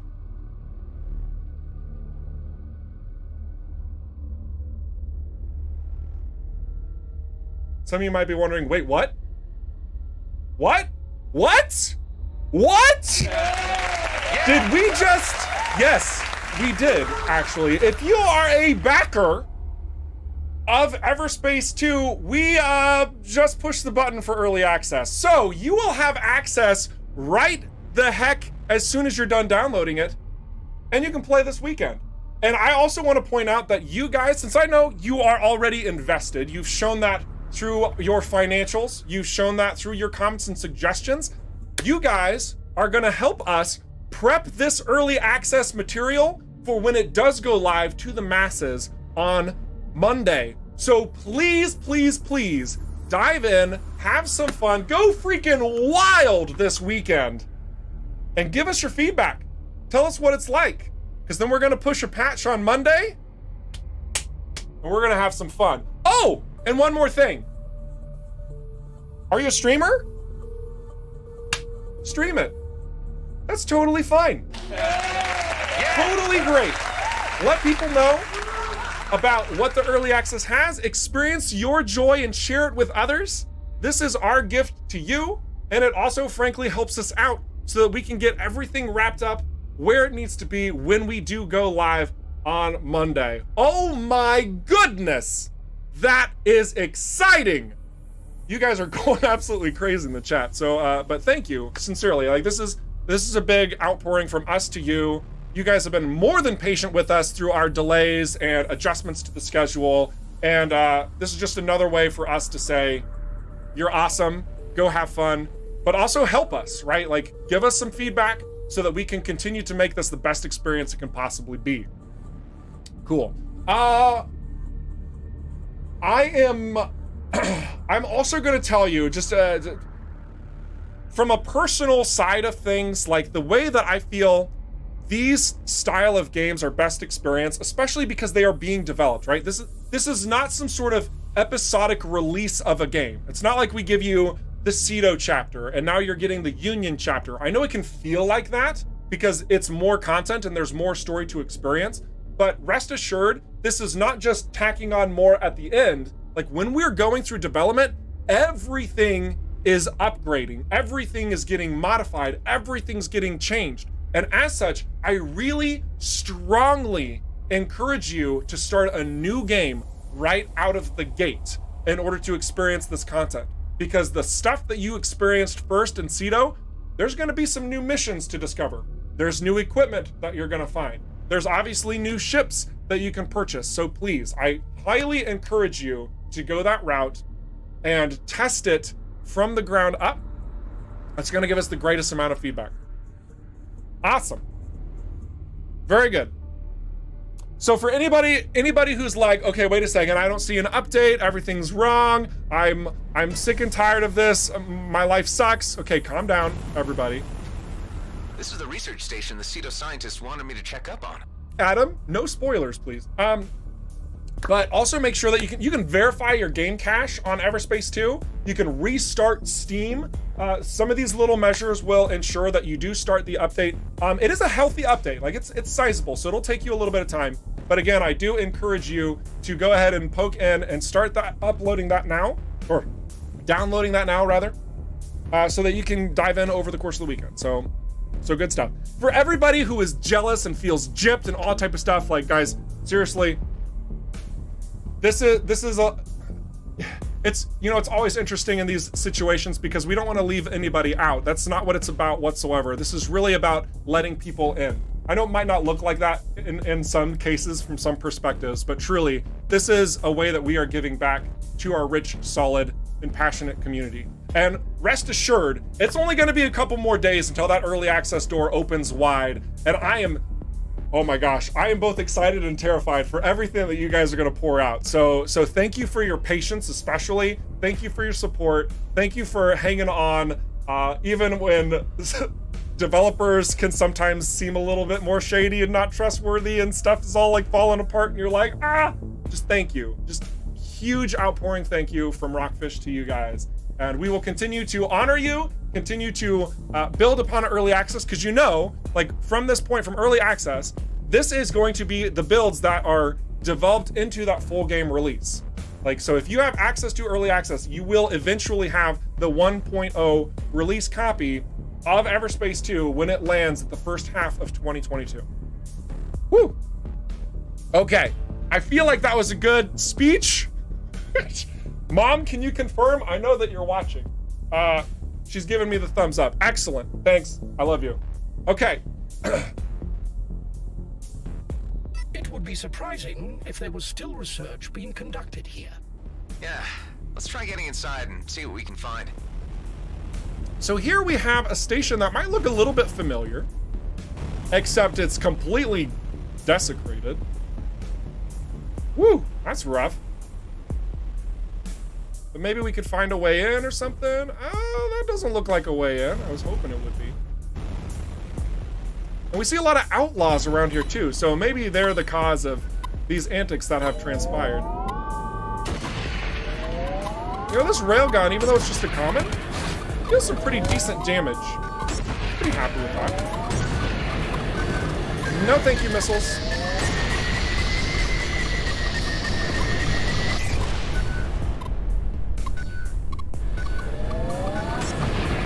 Just being careful about all of this stuff. That mine's gonna blow up in my face. Okay, we gotta take out this outlaw's bomb. Hang on a second. Oh my goodness. Oh my goodness. So much excitement, you guys. Wait, I see a post. Wait, I remember I read a post where people were not trusting Rockfish to release the game on Steam. They were saying like it was gonna be Epic Store exclusive. Oh my gosh.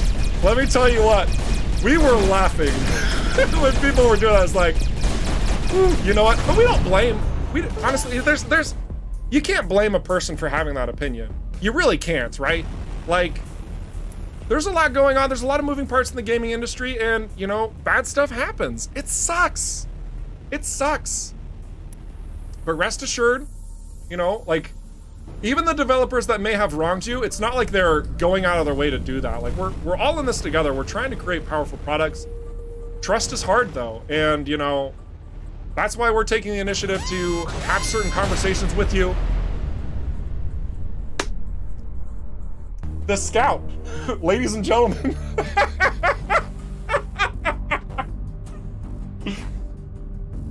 But like, it's such a beautiful thing to be incredibly transparent with you on this walk and to be completely raw and have things happen that you didn't expect would, and just roll with it, right? Like, you guys are seeing like bleeding edge updates to our game.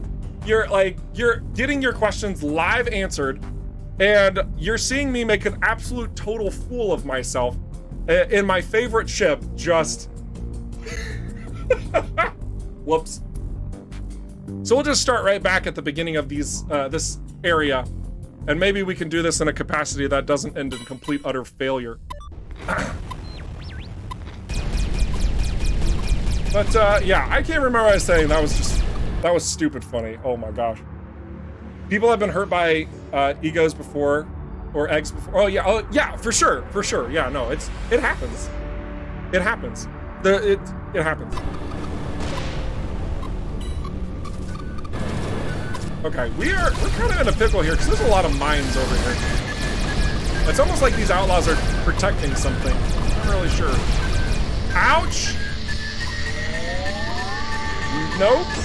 Thank you.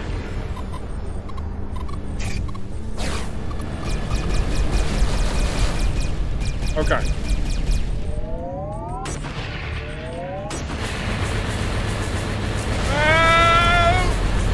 Goodness gravy, he's evasive for a bomber.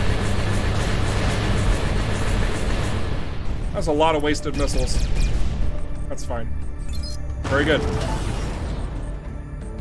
Open the gates to the research station. Let's try this again, but with less death. Man, there are a lot of mines there. I have an idea. I have an idea, ladies and gentlemen. We're gonna get our missile defense system, and we're gonna say, we're gonna minesweeper this. Scout in a nutshell. Oh, Hazzy. Oh, Hazzy. Oh my gosh. Hey, Michael, we need to talk about Hazzy's moderator status. I'm just kidding. Wow, calm down. All right.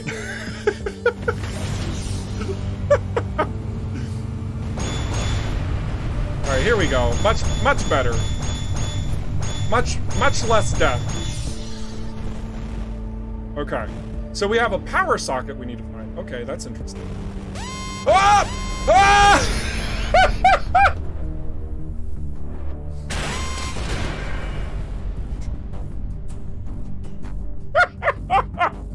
All right. By all means, make fun of me now. That's totally fine. Oh gosh, that's bad. That was bad. Geez. I'm gonna have to make up for this in some way or capacity. So I'll definitely do something. All right. Anyway. Wow.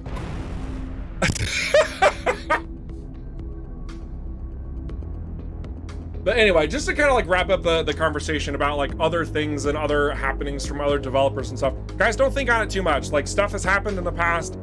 You're gonna trust who you're gonna trust. You're not gonna trust who you're not gonna trust.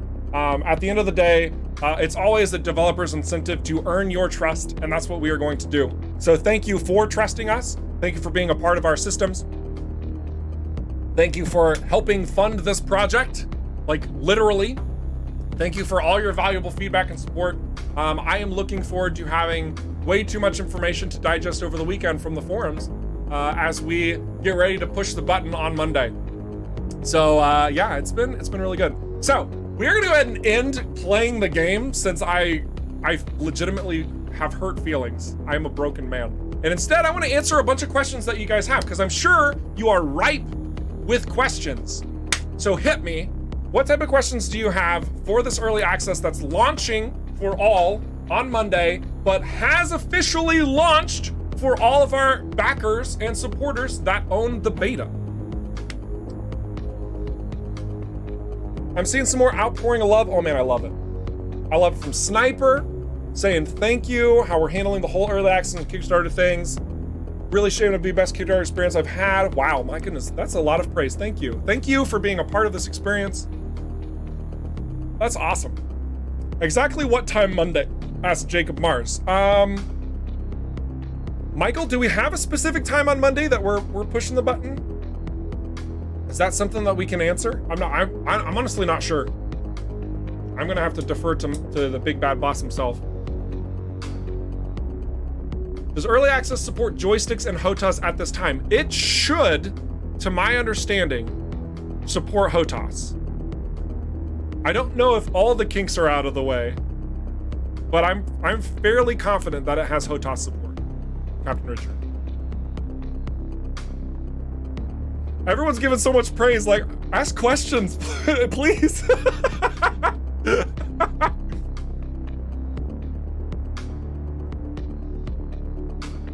Green goo? We'll see the return of a lot of different resources and interactions, I'm sure. How final is the HUD? That's a really good question, Wholesome Gamer. So if we're looking at like the HUD from like just the in-game HUD right here, which, you know, changes whenever you're on controller, which I'm kind of blocking part of it, but we're pretty happy with how the HUD has developed over time, but anything can change. Like I can't say that like it's going to be this at full launch, but we've come a long way since like the first showing of the game, right? Like if you look at the demo, for example, which we no longer have given access to because it's no longer representative of our final product. We recognize that, so we disabled it. Oh, that was so close of death. But I digress. The point is that I really shouldn't be talking and flying at the same time. Oh my gosh. Anyway, what is the point that I was getting at? Things can change constantly. We are really happy with the results where we're at. Cockpits, they're also not final. We're gonna see more stuff coming to that as well.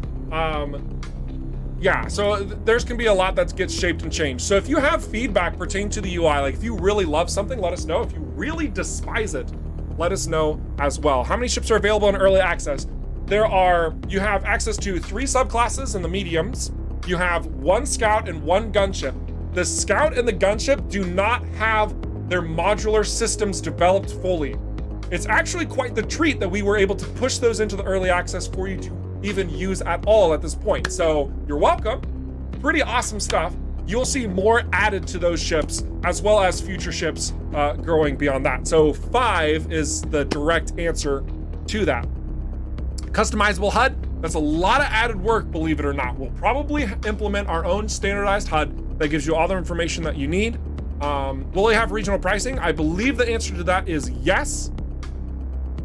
Will most future early access updates be best to start a new game fresh in Cedo until launch? I would absolutely approve of constant refreshing of new games. Again, this is not an episodic delivery of a game because episode 1 isn't done, it goes into episode 2 that isn't done, to episode 3 that isn't done. Like, it doesn't work like that. Like, we're building everything, right? We're giving a little bit more access, but it's almost like a balloon that's growing as a whole. So if you continue a save game, if that's a available process, what you're effectively doing is you're missing a lot of content that you've already passed by continuing from that point.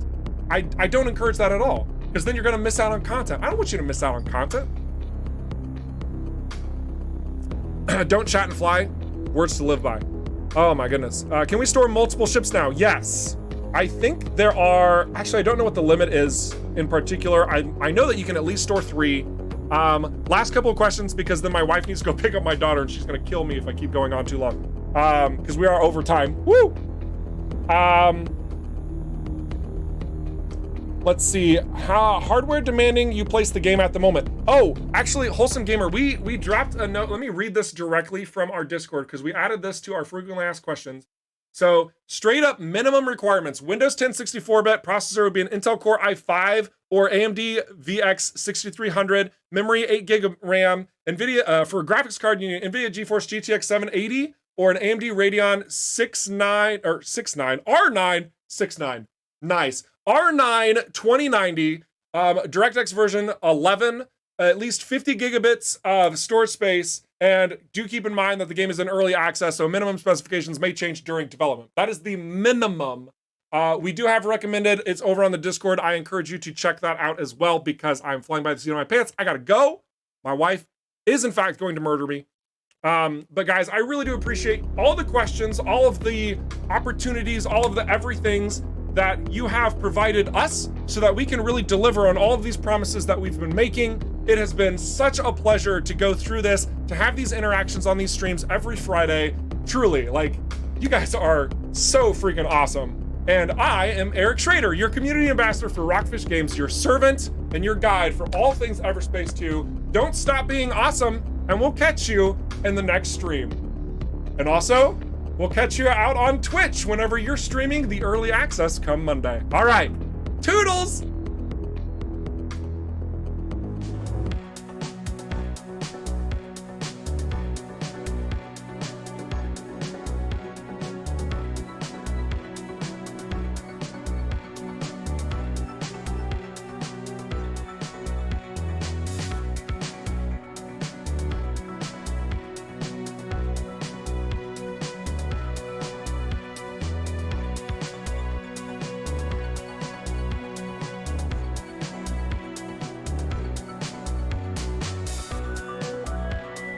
there were still so many locations I didn't show in Union. There is so much more to explore. Go crazy, pilots.